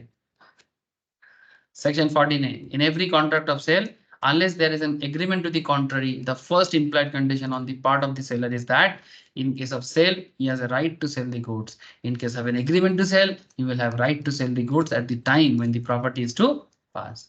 Sir, sale और agreement to sell के बारे में मैंने previous classes में बहुत बार बात किया. चलो इसमें कुछ एग्जाम्पल करते हैं. कंडीशन एज टू टाइटल क्या होता है समझ जाओ. ए परचेज द ट्रैक्टर. ए ने क्या खरीदा सर? ट्रैक्टर खरीदा. किससे? बी से. ये purchase the tractor from B who had no title to it. माने तुमने बी से एक ट्रैक्टर परचेज किया बट जिसका कोई टाइटल नहीं है आपका. टाइटल माने ओनरशिप. टाइटल माने ओनरशिप. टाइटल माने सरनेम नहीं है. टाइटल माने फिलहाल सरनेम मत समझे सर. लोग टाइटल माने आपका टाइटल क्या है ना, सरनेम बता देते. तो सरनेम का बात नहीं कर रहे, ओनरशिप का बात कर रहे हैं. ये purchased a tractor from B who had no title to it. 2 महीने बाद पता चला the true owner spotted the tractor and demanded it from A. 2 महीने बाद जो ओरिजिनल ओनर है वो ए को बोल रहे कि भाई मेरा ट्रैक्टर दे, तू काय को लेके घूम रहा है इसको. ठीक है, इसको बोल रहे held that A was bound to hand over the tractor. A इस ट्रैक्टर को देने के लिए बाध्य हो जाएगा भले ही वो बी से उसको लिया हो. सर ए तो यहाँ पर बोनाफाइड था, माने ए जो बी से लिया था इसमें ए का कोई गलती नहीं है, बी ने गलती किया है. बट माने आप बोलोगे सर ए ने तो बी से लिया ट्रैक्टर को, है ना. ट्रैक्टर को मानो कि एक ट्रैक्टर बनाते हैं. अरे वाह क्या ट्रैक्टर बना. ठीक है, ये क्या है सर? ट्रैक्टर. पता नहीं मेरा ट्रैक्टर गजब है सर. ठीक है, आर्टिस्टिक अप्रोच उतना है नहीं, आपको पता ही है, लेकिन कभी कभी मेरे को खुद को पाब्लो पिकासो लगता है. ठीक है, तो ये ट्रैक्टर ए ने बी को बेचा, सॉरी गलत बोला, बी ने ए से मैंने ए को बेचा. मैंने ए ऐसे बोल सकते हैं A purchased a tractor from B. But मजा का बात है बी इसका ओनर ही नहीं है, नॉट दी ओनर. तो भाई बी तुम जिसका मालिक नहीं हो वो तुम ए को कैसे बेच सकते हो. बट मजा का बात है 2 महीने बाद जो इसका ओरिजिनल ओनर है, से फॉर एग्जांपल सी इसका ओरिजिनल ओनर है और सी देख रहा है कि गाड़ी उसका ट्रैक्टर ए के पास है. तो पॉइंट इज क्या सी ए से क्लेम कर सकता है? The answer is yes, because ये गाड़ी का मालिक सी है, इसका पूरा पेपर सी के पास है, ए के पास कोई ओरिजिनल पेपर नहीं है. वो कोर्ट में जा सकता है. ठीक है, बेसिकली ए के साथ फ्रॉड हो गया सर. यहाँ पर ए के साथ फ्रॉड हो गया. ठीक है, तो A was bound to hand over the tractor to its true owner and that A could sue B. अब ए कोर्ट में जाएगा, किसके अगेंस्ट में जाएगा? बी के अगेंस्ट में जाएगा. भाई जो तुम्हारा नहीं है वो चीज तुम अपना बोल के कैसे बेच दिया. मेरे को तो लगा तुम्हारे पास सारा चीज सही है ना. कौन किसको बोल रहे सर? ए बी को बोल रहे हैं. लेकिन यहाँ पर तो फिर इसमें क्या किया जाए? किसी के मन में चल रहा है, किसी किसी के मन में ए के लिए दर्द हो रहा है सर, है ना? सर आपके मन में दर्द तो हो सकता है, बट लॉ कहता है कि एक परचेजर को इतना नॉलेज तो होना चाहिए। अगर आप एक परचेजर हो तो आपको इतना नॉलेज तो होना चाहिए कि एक गाड़ी का ओरिजिनल पेपर कैसे होता है। अगर आपको नॉलेज नहीं है तो किसी नॉलेजेबल पर्सन को लेके जाओ साथ में। ठीक है, जब भी कोई प्रॉपर्टी परचेज करो, लाइक लैंड खरीदो, ठीक है, बिल्डिंग खरीदो, ठीक है, कार खरीद रहे हो, साथ में लेके जाओ नॉलेजेबल पर्सन को जिसको पता है कि एक लैंड का ओरिजिनल पेपर कैसे देखा जा सकता है, एक बिल्डिंग का ओरिजिनल पेपर कैसे चेक किया जाता है, एक कार का ओरिजिनल पेपर कैसे चेक किया जाता है। देयर इज अ मेथड है सर। सबको कैसे पता चलेगा? और सब किसी तरह कैसे सबको ओरिजिनल अपने नॉलेजेबल लोग मिल जाएगा? सर एक बात आप ध्यान से सुन लो, देश का लॉ कहता है कि ignorance of law is not an excuse. हमें नियम नहीं पता है, ये आप किसी तरह से एक्सक्यूज नहीं दे सकते। इसका मतलब क्या हम ये कह सकते हैं कि हर कोई सेल ऑफ गुड्स एक्ट पढ़ के जाएगा? क्या हम ऐसे बोल सकते हैं कि कॉन्ट्रैक्ट एक्ट पढ़ के जाएगा? क्या हम ऐसे बोल सकते हैं कि कंपनीज एक्ट पढ़ के जाएगा? सर आंसर इज यस, हर किसी को पढ़ना चाहिए। देश का नियम कानून हर किसी को जानना चाहिए। सो फिर स्कूल में क्यों नहीं पढ़ाते? सर पढ़ाना तो चाहिए, क्यों नहीं पढ़ाते? वही तो सवाल है। आजकल तो फिर भी थोड़ा बहुत संविधान पढ़ाने का सोच रहा है, ठीक है, क्यों नहीं पढ़ाता? पढ़ाना चाहिए। जो चीज जिंदगी में काम आएगा वही चीज सिखाओ ना भाई। आउटडेटेड चीज सिखा के क्या मिलेगा? इंसान को जिंदगी को गुजारने के लिए जो चीज जानना जरूरी है वो सब सिखाओ। ऐसे ऐसा चीज सिखाते हैं जो चीज सीख के बच्चा आगे कुछ कर ही नहीं सकता। डब्बा एजुकेशन सिस्टम इसी को बोलते हैं सर। और फिर बोलते हैं कि हम गरीब क्यों बन जा रहे हैं। अरे भाई तुम अमीर तभी बन पाओगे जब तुमको नॉलेजेबल चीज मिलेगा। इवन रिसेंटली, ये बात तो मैं आप लोगों को हमेशा बोलता हूँ, रिसेंटली आप मैंने व्हाट्सएप में स्टेटस लगाया, आप चेक कर सकते हो, मैंने याद आया मुझे, निर्मला सीतारमन जी का किसी ने पॉडकास्ट किया था, ठीक है, हमारे honourable finance minister of India. ठीक है, आप लोगों ने देखा मेरा स्टेटस? किसी ने स्टेटस ऑन किया करके देखा? उसमें फाइनेंस मिनिस्टर का इंटरव्यू है, एक पॉडकास्ट का। कोई हमारे जैसे लोग ही उनको इंटरव्यू कर रहा है और देश का अनएम्प्लॉयमेंट का रेशियो बता रहा है। आप लोगों ने देखा? और उसमें रीजन बताया फाइनेंस मिनिस्टर ने, और एकदम सही रीजन बताया। देखा किसी ने? सर आपका स्टेटस क्यों देखेंगे? इंस्टाग्राम में कितना सेलिब्रिटी लोग हैं, उनका स्टेटस देखेंगे। चलो कोई बात नहीं, ठीक है, कोई बात। अगर नहीं देखा आप लोगों ने तो देखिएगा कि क्या रीजन है, what is the difference between rich and poor, कि क्यों गरीब और अमीर में इतना डिफरेंसेस है, what is the main reason. Political झंडा पकड़ने से गरीबी और अमीरी नहीं दूर हो जाता है। झंडा जरूरी है, बट रीजन में काम करना चाहिए। जहां मेन बेस है उसमें काम करना चाहिए। तो मेन बेस क्या है? एडुकेशन। एक रिच बंदे का बच्चा की जो पढ़ने का मौका मिले, एक गरीब बच्चे को भी उतना सेम काइंड ऑफ मौका मिले। पब्लिक को ना धर्म के आधार पे भी वोट नहीं देना चाहिए, या फिर फैसिलिटीज के आधार पे भी वोट नहीं देना चाहिए। अगर किसी चीज पे वोट देना चाहिए, वो होना चाहिए sir educational facilities, health facilities, as well as proper knowledge जो एक्चुअल में काम का है, जो एक्चुअल में काम का है। ठीक है, ये बहुत जरूरी बात है सर। चलो आगे बढ़ते हैं। If A sells to B tins of condensed milk labelled, ठीक है, ए बी को कंडेंस मिल्क बेच रहा है, ठीक है। कंडेंस मिल्क मैंने बेसिकली वो खीर वगैरह बनाने के लिए, केक बनाने के लिए भी मैं कभी कभी मार्केट से लाता हूँ। मैम मेरे को बताते हैं कि लेके आओ कंडेंस मिल्क। पाउडर दूध, मैंने दूध का ही एक लिक्विड का एक सिस्टम है, ठीक है। ब्रांड का नाम है CDF brand, and this is proved to be an infringement of in company's trademark. Brand में लेबल्ड किया हुआ है CDF ब्रांड का है, but this is proved to be an infringement of in company's trademark. माने CDF ब्रांड जो है वो किसी दूसरे कंपनी का ट्रेडमार्क यूज कर रहा है। तो ऑब्वियस बात है कि किसी का ट्रेडमार्क यूज करके कोई और कंपनी कोई प्रोडक्ट नहीं बेच सकता। तो it will B a breach of implied condition that A had the right to sell. A had the right to sell. B in such a case will be entitled to reject the goods or take off the labels. वो goods ले सकता है but label को हटा के, and can claim damages for the reduced value. और जैसे ही label हटा दिया, वो जो ब्रांड था ना ट्रेडमार्क का, वो वैल्यू घट गया। If the seller has no title and the buyer has to make over the goods to the true owner, he will be entitled to refund of the price. माने किसी और का चीज को अपना ब्रांड लगा के आप नहीं बेच सकते। इसके लिए मैं आपको एक अच्छा एग्जांपल देता हूँ, थोड़ा कंट्रोवर्शियल होगा, बट आपको पता है कंट्रोवर्शियल एग्जांपल पता नहीं मेरे को हमेशा उत्साह देता है। अच्छा,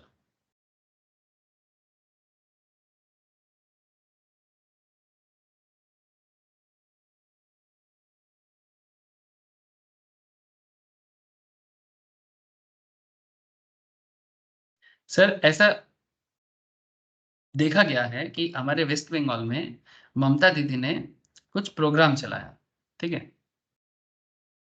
प्रोग्राम क्या है कि बांग्ला आवास योजना, ठीक है, हमारे चीफ मिनिस्टर ने दिया है। एक्चुअली आवास योजना क्या है? आवास योजना इसको बोलते हैं कि जैसे हमारे सेंट्रल गवर्नमेंट का कुछ प्रोजेक्ट है, सेंट्रल गवर्नमेंट का प्रोजेक्ट है सर प्रधानमंत्री आवास योजना, ठीक है, प्रधानमंत्री आवास योजना। तो हमारे वेस्ट बंगाल में प्रधानमंत्री आवास योजना मिलता है सर, ठीक है, ठीक है। तो लेकिन प्रॉपरली उसको इम्प्लीमेंट होने नहीं देता। इवन पैसा भी बहुत केस में जिसको मिलना चाहिए उसको प्रॉपरली नहीं मिलता है, ऐसा कहा गया है या किसी किसी केस में देखा गया है, ठीक है। मैंने यहाँ पर मैं पॉलिटिकल बातें नहीं कर रहा हूँ, मैं आपको बता रहा हूँ। तो ऐसा कोई कोई क्लेम करता है कि ममता दीदी ने बांग्ला आवास योजना ये जो नाम रखा है, लेकिन उसमें पैसा सेंट्रल गवर्नमेंट का ही लग रहा है घर बनाने का, लेकिन उसमें नाम लगा रहा है बांग्ला आवास योजना। ऐसे बहुत सारे प्रकल्प में यानी प्रोजेक्ट में इस तरह का क्लेम है, ठीक है, जहां पर घर तो प्रधानमंत्री की तरफ से मिल रहा है पर उसमें एडवर्टाइजमेंट स्टेट गवर्नमेंट अपना लगा रहा है, जो कि कॉन्स्टिट्यूशनली बहुत बड़ा गलती है। सर इसमें प्रूव हुआ है क्या? सर मेरे को नहीं पता, ठीक है, इसलिए मैं आपको क्या बताया सर, इसके बारे में कोई प्रॉपर कोई केस कुछ ऐसा प्रॉपरली नहीं हुआ। हाँ, ऐसा हुआ है कि सेंट्रल गवर्नमेंट ने वेस्ट बंगाल गवर्नमेंट का जो फंड होता है जो सेंट्रल स्टेट को देता है वो रोक के रखता है। जैसे जीएसटी का बहुत सारा चीजें था जो रोक के रखा था और उसके पीछे रीजन यही था कि इस तरह का चीजें मिला है, ठीक है, जो सेंट्रल गवर्नमेंट। ऐसे देखो भारत में इतना स्टेट्स है, सिर्फ पश्चिम बंगाल का ही पैसा क्यों रोक के रखेगा, ठीक है। ऐसा तो नहीं है ना कि हर जगह में सिर्फ बीजेपी का ही पार्टी होता है, it's not like that, there are some discrepancies. ऐसा खबर भी मिला है, रिपोर्ट में भी देखा गया है। तो सेंट्रल गवर्नमेंट का मानना है कि भाई आप स्टेट का चीज को, आप सेंट्रल का चीज को स्टेट के नाम पे नहीं चला सकते। जो स्टेट का है वो स्टेट का है, जो सेंट्रल का है वो सेंट्रल का है। पब्लिक को गुमराह नहीं कर सकते। सर ऐसा क्यों करते हैं? क्योंकि अगर किसी चीज में प्रधानमंत्री का इमेज, जब सेंट्रल का प्रोजेक्ट होता है उसमें प्रधानमंत्री का इमेज होता है, ठीक है। जैसे अभी मोदी जी है तो मोदी जी का इमेज है, कल कोई और होगा तो उसका होगा। स्टेट का चीज होगा तो उसमें ममता दीदी का इमेज होता है। आपकी हर एक सरकारी साइट ओपन करके देखो, हर जगह में आपको chief minister of west Bengal का इमेज दिखेगा। It's a very normal practice, ठीक है। अब पॉइंट है कि तो फिर अगर पैसा लग रहा है सेंट्रल का तो उसमें ममता दीदी मोदी का इमेज नहीं लगाने देता, इवन प्रोजेक्ट का नाम भी अपने हिसाब से लगा देता है, ऐसा क्लेम है, ठीक है, ऐसा क्लेम करता है। तो इसके कारण बहुत सारा कंट्रोवर्सी भी चला है। तो अगर ये सच में सच्चाई है, ठीक है, आई डोंट नो इसमें कितना सच्चाई है नहीं है, क्योंकि मैं सच में उस पॉइंट में जाके देखा नहीं, बट क्योंकि इस तरह का चीजें देखने को मिला है तो इसी चीजें को मैं बता रहा है सर। किसी और का प्रोडक्ट को अपने नाम पे नहीं चला सकते, ठीक है। सर कंट्रोवर्शियल बात इसलिए कर देता हूँ ताकि आप लोग कनेक्ट कर पाओ, ठीक है। अब यहाँ पर उसी चीज को बोला है, A sells B tins of condensed milk labelled CTA brand का and this is prove to be an infringement of an company's trademark. माने ए ने जो प्रोडक्ट बेचा उसमें ट्रेडमार्क लगाया किसी और का, और बी ने क्या किया, ठीक है भाई तुम्हारा कंडेंस्ड मिल्क हम लेंगे पर ट्रेडमार्क हटा देंगे। जैसे ही एन कंपनी का ट्रेडमार्क हट जाता है प्रोडक्ट का वैल्यू फटाक से गिर जाता है। जैसे अगर मानो मार्केट में दो तरह का दूध का पैकेट है, एक अमूल दूध है और एक मानो तुमने एक कंपनी निकाला उसका एक तुमने नाम दिया, से फॉर एग्जांपल इंद्रधेनु मिल्क, ऐसा कुछ एक नाम दिया, या एक बहुत पॉपुलर गाय था इंद्रधेनु, ठीक है। आई डोंट नो आप लोग जानते हो कि नहीं, उस गाय के नाम से भी आप एक दूध का प्रोडक्ट बना सकते हो। तो इंद्रधेनु मिल्क, ठीक है। अब ये इंद्रधेनु मिल्क मार्केट में इतना पॉपुलर नहीं है, तो इंद्रधनु मिल्क क्या कर रहा है, क्योंकि उसका प्रोडक्ट नहीं बिक रहा है तो उसने क्या किया, अमूल का ब्रांड नेम यूज कर रहा है। गलत बात ना। तो जिसको वो बेच रहा है वो बोल रहे हैं ठीक है हम इसमें से आपका अमूल का स्टिकर को हटा देते हैं, और स्टिकर को हटा के या ब्रांड नेम को हटा के ऑटोमेटिकली दाम कम हो जाएगा, क्योंकि ब्रांड नेम के कारण प्रोडक्ट का दाम बढ़ता है, ठीक है। और ब्रांड नेम हटा के उसको एक्सेप्ट किया जा सकता है। समझ में आया sir? Hello? Yes, sir. Yes. इतनी बातें हैं सर, बातें तो खत्म ही नहीं होता। Section 15, sale by descriptions. Where there is a contract of sale of goods by description, there is an implied condition that the goods shall correspond with the descriptions. अगर goods description में बेचा जा रहा है तो descriptions को fulfill करना चाहिए। This rule is based on the principle that if you contract to sell peas, peas समझते हो ना? peas को क्या बोलते हैं सर? माने मटर का दाने को बोलते हैं ना peas, हाँ? मटर के दाने। माने अगर आप पीस बेच रहे हो तो पीस बेचो, बीन्स मत बेचो। हाँ सर, बीन्स अलग होता है, पीस अलग होता है। इसको हम लोग मटरसुटी या मटर बोलते हैं, ठीक है। इसको साइंटिफिकली बोलता है पाइसम सैटिवम या पीसम सैटिवम, ठीक है। तो मटर, मटर के नाम पे मटर बेचो सर, मटर के नाम पे बीन्स मत बेचो। रिसेंटली मैंने उड़ीसा विजिट किया था कुछ दिन पहले। तो मैं उड़ीसा जब विजिट किया, वहां पर एक जगह में मैंने देखा पॉपी सीड्स की तरह एक चीज बेच रहा है। पॉपी सीड्स माने पोस्तो दाना,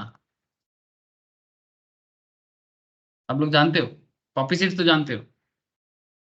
तो उड़ीसा में एक जगह में मैंने देखा कि पैकेट करके पोस्तो दाना की तरह ही एक चीज बेच रहा है, उसका नाम अलग है कुछ, बट जब उनको तुम पूछोगे तो बोलेगा ये पोस्तो दाना है।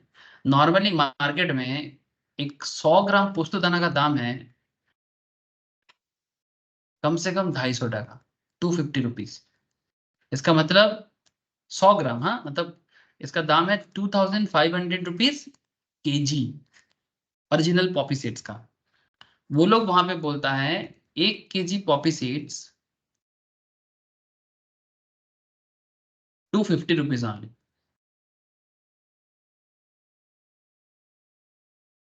कुछ समझ में आ रहा है सर? बिलीव मी, अगर आप उस प्रोडक्ट को देखोगे इज एग्जैक्टली पॉपी सीड्स की तरह ही देखने में। तो मैंने उसको उठाया, जब पूछा तो बोला पोस्तो जाना है। हमारे मार्केट में ओरिजिनल पोस्तो 2500 केजी है, 2500 रुपीज। आप लोग 250 में कैसे दे सकते हो? अरे नहीं, ये हम लोग का उड़ीसा का है। हम लोग उड़ीसा का पोस्तो दाना स्पेशल है और दूसरी जगह का अलग है, ठीक है। तो एक पैकेट मैंने नहीं लिया, मेरा एक रिलेटिव्स भी संग था, वो बोला चल लेके देखते हैं। मैं चलो, फिर मैं वो उसको पूछा कि तुम बना के मेरे को बताना, अगर ऐसा होगा तो मैं नेक्स्ट टाइम फिर आऊंगा उड़ीसा और उसको लेके जाके बिजनेस करूंगा। तो बोलता है देख, जब इसको मैंने पेस्ट किया जा रहा है it's exactly looks like a पोस्तो, but जब खाने पे दिया जा रहा है इस पे पोस्तो का कोई खुशबू नहीं है, मैंने जो टेस्ट आना चाहिए, ठीक है। उसका क्या नाम है, उसको वो भी खाने पे यूज होता है, इट्स नॉट नॉन एडिबल नहीं है, आप खा सकते हो, बट उसको पोस्तो बोल के नहीं बेच सकते आप। बट वो बेच रहा है पूरा एकदम पैकेजिंग करके, और लोग भर भर के लेके भी जा रहा है। कहाँ 2500, मतलब अगर यहाँ से, अगर उड़ीसा से लेके अगर कोई बाहर भी जाता है ना, मतलब उसमें export duty, import duty, GST उतना लगा के भी 2500 का केजी नहीं आएगा, ठीक है। लेकिन तो फिर ये क्या हो रहा है ना, कुछ तो गड़बड़ है। जिनको नॉलेज नहीं है वो ठग जाएगा। किसी को पता है ये चीज? उड़ीसा तो पास में ही है, काफी लोग जाते होंगे। आप लोगों में से कभी किसी ने ऐसा एक्सपीरियंस किया? हाँ सर, मैंने एक रिसेंटली ऐसा एक्सपीरियंस किया। क्या दाना बोलता है उसको, उसका भी एक नाम है, पर वो लोग इसको पोस्तो दाना बोल के बेच रहा है। अच्छा है, चलो समझ में आ गया सर? वही बोल रहे, सेल बाय डिस्क्रिप्शन, जो बोल रहे हो वही बेचो, नहीं तो वॉइड हो जाएगा, इम्प्लाइड हो जाता है। जो बोल रहे हैं वही होना चाहिए। जैसे यहाँ पर कुछ एग्जांपल्स दिया है। A at Kolkata sells B12 bags of waste silk on its way from Murshidabad to Kolkata. There is an implied condition that the silk shall be such as is known as the market as a waste silk. अगर तुम waste silk बोल के original silk नहीं बेच सकते, waste silk is a waste silk, ठीक है। If it not be is entitled to reject the goods. अगर वेस्ट सिल्क नहीं निकला तो फिर वो रिजेक्ट हो सकता है, ठीक है. A sheep was contracted to be sold as copper first rate vessels, but actually it was only partly copper first rate. एक sheep कॉन्ट्रैक्ट बनाने के लिए बनाएंगे कॉपर से उसको बना, but actually it was not only partly copper. So held that good did not correspond to the descriptions and hence could be returned, और if the buyer took the goods he could claim damages. ठीक है, market में AC बिकता है और लिखता है कि ओरिजिनल कॉपर से बना हुआ एसी है, बट बहुत केस में कॉपर की जगह एल्यूमिनियम भी यूज किया जाता है.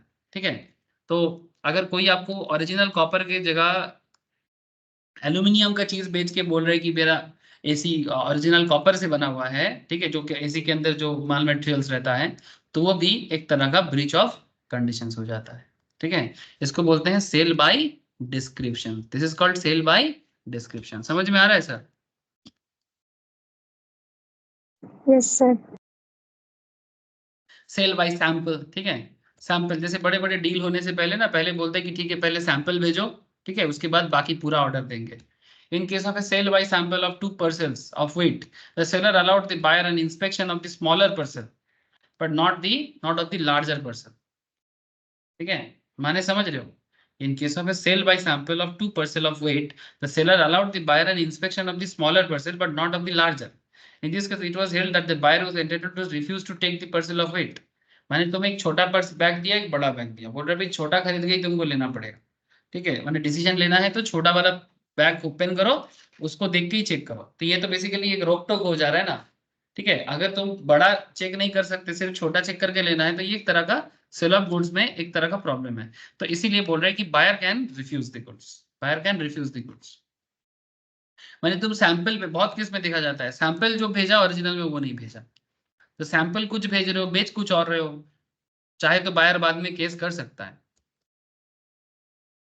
Another important is a company sold certain shoes made of special sole by sample for French army. ठीक है, फ्रेंच आर्मी को कुछ सैंपल भेजा कि भाई हम लोग इस चीज से प्रोडक्ट बनाते हैं. The shoes were found to be contain paper, not discoverable by ordinary inspections. माने तुम चामड़ा बोल के पेपर का चीज बना के बेच रहे हो. The buyer was entitled to the refund of the price plus the damages. ठीक है, सैंपल बोल के जो सैंपल दिखा रहे हो वही चीज बेचना चाहिए, दूसरा चीज बेचोगे तो वॉइड हो जाएगा और रिफंड क्लेम का कॉन्सेप्ट आ जाएगा. अच्छा, सेक्शन 15 बोलते हैं sale by sample as well as descriptions. हाँ, तो मैंने सैंपल के हिसाब से भी बेचो एज वेल एज डिस्क्रिप्शन के हिसाब से भी बेचो. A agreed with B to sell certain oil. A agreed with B to sell certain oil described as refined sunflower oil warranted only equal to sample. और ये भी बोला कि एकदम सैंपल के जैसा ही है. The goods tendered were equal to sample but contained a mixture of hemp oil along with sunflower oil. Hence, we can reject the goods because the goods were as per sample but do not correspond to the descriptions. Sample के हिसाब से सही था but description के हिसाब से नहीं था. मैंने जब description दिया उसके अंदर लिखा कि hemp oil and sunflower का mixed है, but जब sample भेजा तो उसमें जो बोला गया था वही किया गया था. तो sample सही है, description सही नहीं है तो भी रिजेक्ट हो सकता है. सैंपल सही है, डिस्क्रिप्शन सही नहीं है, फिर भी रिजेक्ट हो सकता है. ठीक है, दोनों मैच होना जरूरी है. Condition as to fitness and quality. Condition as to fitness and quality 16(1) subsection 1 में बोलता है. A bought a set of teeth. बहुत इंपॉर्टेंट बात है, बहुत इंपॉर्टेंट पॉइंट है. मानो कि आप डेंटिस्ट के पास जाते हो, ठीक है, आप डेंटिस्ट के पास जाते हो और डेंटिस्ट के पास जाके टीथ बनाते हो, false teeth.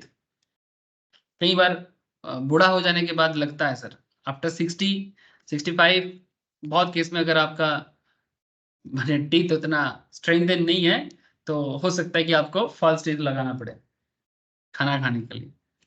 But the set was not fit for as mouth. अब डेंटिस्ट का तो सबसे इंपॉर्टेंट काम यही है ना कि टीथ को फिट करना है, नहीं तो बंदा मर जाएगा. वो अंदर से ना, एक तो मैंने खाना नहीं खा पाएगा, दूसरा हमेशा पेन हो जाएगा. ठीक है, तो अगर टीथ जो है वो अगर हमारे मुंह के अंदर फिट नहीं होता है, rejected the set of teeth and claim for a refund for the price. It was held that he was entitled to do so as the only purpose for which he wanted the set of teeth was not fruitful. उसका main purpose क्या है कि मेरा दांत नहीं है, मेरे को दांत लगाना है. अगर वही फिट नहीं हुआ तो फिर रिजेक्ट होना पड़ेगा. दांत इज द ओनली पर्पस. ठीक है, बिकॉज वो स्किल एंड जजमेंट में बना है, इट्स अ क्वालिटी और fitness, it's a quality. Medical के केस में तो ज्यादा होता है ये सब चीजें। A went to B shop and asked for a merit swing machine. एक swing machine है, उसका नाम है merit swing machine. B gave the same and A paid the price. It relied on the trade name of the machines rather than on the skill and judgment of the seller. ठीक है, वो brand name पे believe किया, मैंने seller के skill and judgement पे नहीं। ठीक है, in this case there is no implied condition as to fitness or machines for buyer's particular purpose. There is no implied conditions. तुमने आया ब्रांड नेम दिया, इसमें बायर का कोई सेलर का कोई गलती नहीं। There is no implied condition as to fitness of the machines for buyer's particular purpose. क्योंकि यहाँ पर तुमने बस ब्रांड नेम के ऊपर बेस करके लेके गया, तुम्हारे जरूरत के हिसाब से तुमने बायर को कुछ ना तो पूछा है, ना तो कुछ सेलर को कुछ ना पूछा है, ना कुछ भी। That's fully up to you. ठीक है, तो इसमें skill and judgement is not very important. आशा करता हूं कि सर माथा में जा रहा है। And last point is condition as to merchantability. Sir merchantability माने जो चीज मार्केट में बिकने लायक हो। ठीक है, मार्चेंटेबिलिटी उसको बोलते हैं। If a person order motor horns from a manufacturer of horns and the horns supplied are scratched and damaged owing to bad packing, he is entitled to reject them as unmerchantable. माने तुमने horn मंगवाया था, ठीक है, या कुछ भी चीज जो माने चल ही नहीं रहा है, जो चीज मंगवाया था, सपोज कॉलिंग बेल मंगवाया और कॉलिंग बेल नहीं चल रहा है, तो जो चीज मार्चेंटेबल नहीं है, माने मार्केटेबल नहीं है, वो चीज कैसे बिकेगा? ठीक है, एक डैमेज चीज, टूटा हुआ चीज। ठीक है, देखना ऑनलाइन में प्रोडक्ट परचेस करते हो, कई बार कुछ गड़बड़ निकलता है, तो आपको वहां पर रिटर्न करने के टाइम पे पूछते हैं कि क्या ये टूट गया है, फट गया है, क्या किस कारण से आप नहीं लेना चाहते, fitness issue.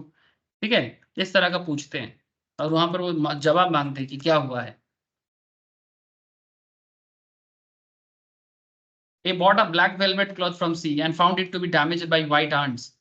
Sorry, ants. Held a conditions as to merchantability was broken. ठीक है, तुमने क्लॉथ मंगाया और वो चींटी ने सब काट के सादा करके रखा है, तो ये भी मर्चेंटेबिलिटी है। जो बिकने लायक नहीं है उसको हम कैसे बेच सकते हैं? Another point is condition as to wholesomeness. A supplied F with milk. The milk contained typhoid germs. F's wife consumed the milk and was infected and died. Hence, there was a breach of condition as to fitness and A was liable to pay damages. Shreyas Talpade ने भी जो बोला था कि अगर श्रेयस तलपड़े में को जो हार्ट अटैक आया ड्यू टू कोविड वैक्सीन, अगर ये प्रूव होता है और अगर कंपनी ने ऐसा बोला था कि किसी को कुछ नहीं होगा, तो फिर ये मैटर केस में जा सकता है। बट क्योंकि टाइम बहुत ज्यादा निकल गया, 4 साल, तो श्रेयस तलपड़े का जो एग्जाम्पल मैं आपको दिया था, मुंबई का बड़ा फिल्म आर्टिस्ट, तो उनके केस में भी ऐसा हो सकता है। तो ये supplied F with milk, the milk content typhoid germs, F's wife consumed the milk and was infected and died. तो यहाँ पर कंडीशन क्या है? होलसमनेस। पर्पस ही अगर मैंने अगर ईटेबल चीज हो और ईटेबल चीज में जर्म्स पाया जाए, तो फिर हम किस्मत में दुख है सर, अगर कोई भी सेलर ऐसा करता है। क्योंकि आपका चीज कोई खाता है, ठीक है, कोई कंज्यूम करता है, कोई ईटेबल चीजें हैं, तो आपको तो समझना चाहिए, बिकॉज ये लोगों के जान के साथ जुड़ा हुआ है। आई होप इट्स क्लियर कि इम्प्लाइड कंडीशंस क्या क्या होता है। हाँ सर, समझ में आया कि नहीं? Yes sir. ठीक है, इतने सारे चीज होते हैं, express and implied condition and warranties. ठीक है, अब सेक्शन 14 से लेके पूरा 16 17 16 तक तो हम लोग बात कर ही चुके हैं। सामने रह जाता है इम्प्लाइड वारंटी। एक काम करता हूँ, वारंटीज का जो बाकी पॉइंट है मैं नेक्स्ट क्लास में आपको बताता हूँ सर। ठीक है, वारंटी का बाकी पॉइंट नेक्स्ट क्लास में बताऊंगा। और एक इंपॉर्टेंट चीज है, केवी टेम्पटर का एक पॉइंट है। ठीक है, केवी टेम्पटर जो लोग एग्जाम पास में है वो लोग मेरे से क्लास को लेके रखा, आई होप वो लोग एक बार देख चुके होंगे, अगर नहीं देखे हो जरूर एक बार देखना। केवी टेम्पटर का मतलब होता है let the buyer beware. ठीक है, बहुत इंपॉर्टेंट एक पॉइंट है, हो सके तो सेल ऑफ गुड्स का क्लास लेके जिनका एग्जाम पास में है एक बार गो थ्रू कर लो, बहुत इंपॉर्टेंट पॉइंट्स माना जाता है इसको। बाकी लाइव क्लास में चर्चा नेक्स्ट क्लास में करेंगे सर। ठीक है, थैंक यू सर, आज इतना ही है। Thank you, sir. Thank you sir, thank you sir. Bye sir. Bye sir, thank you sir, bye sir. Bye sir.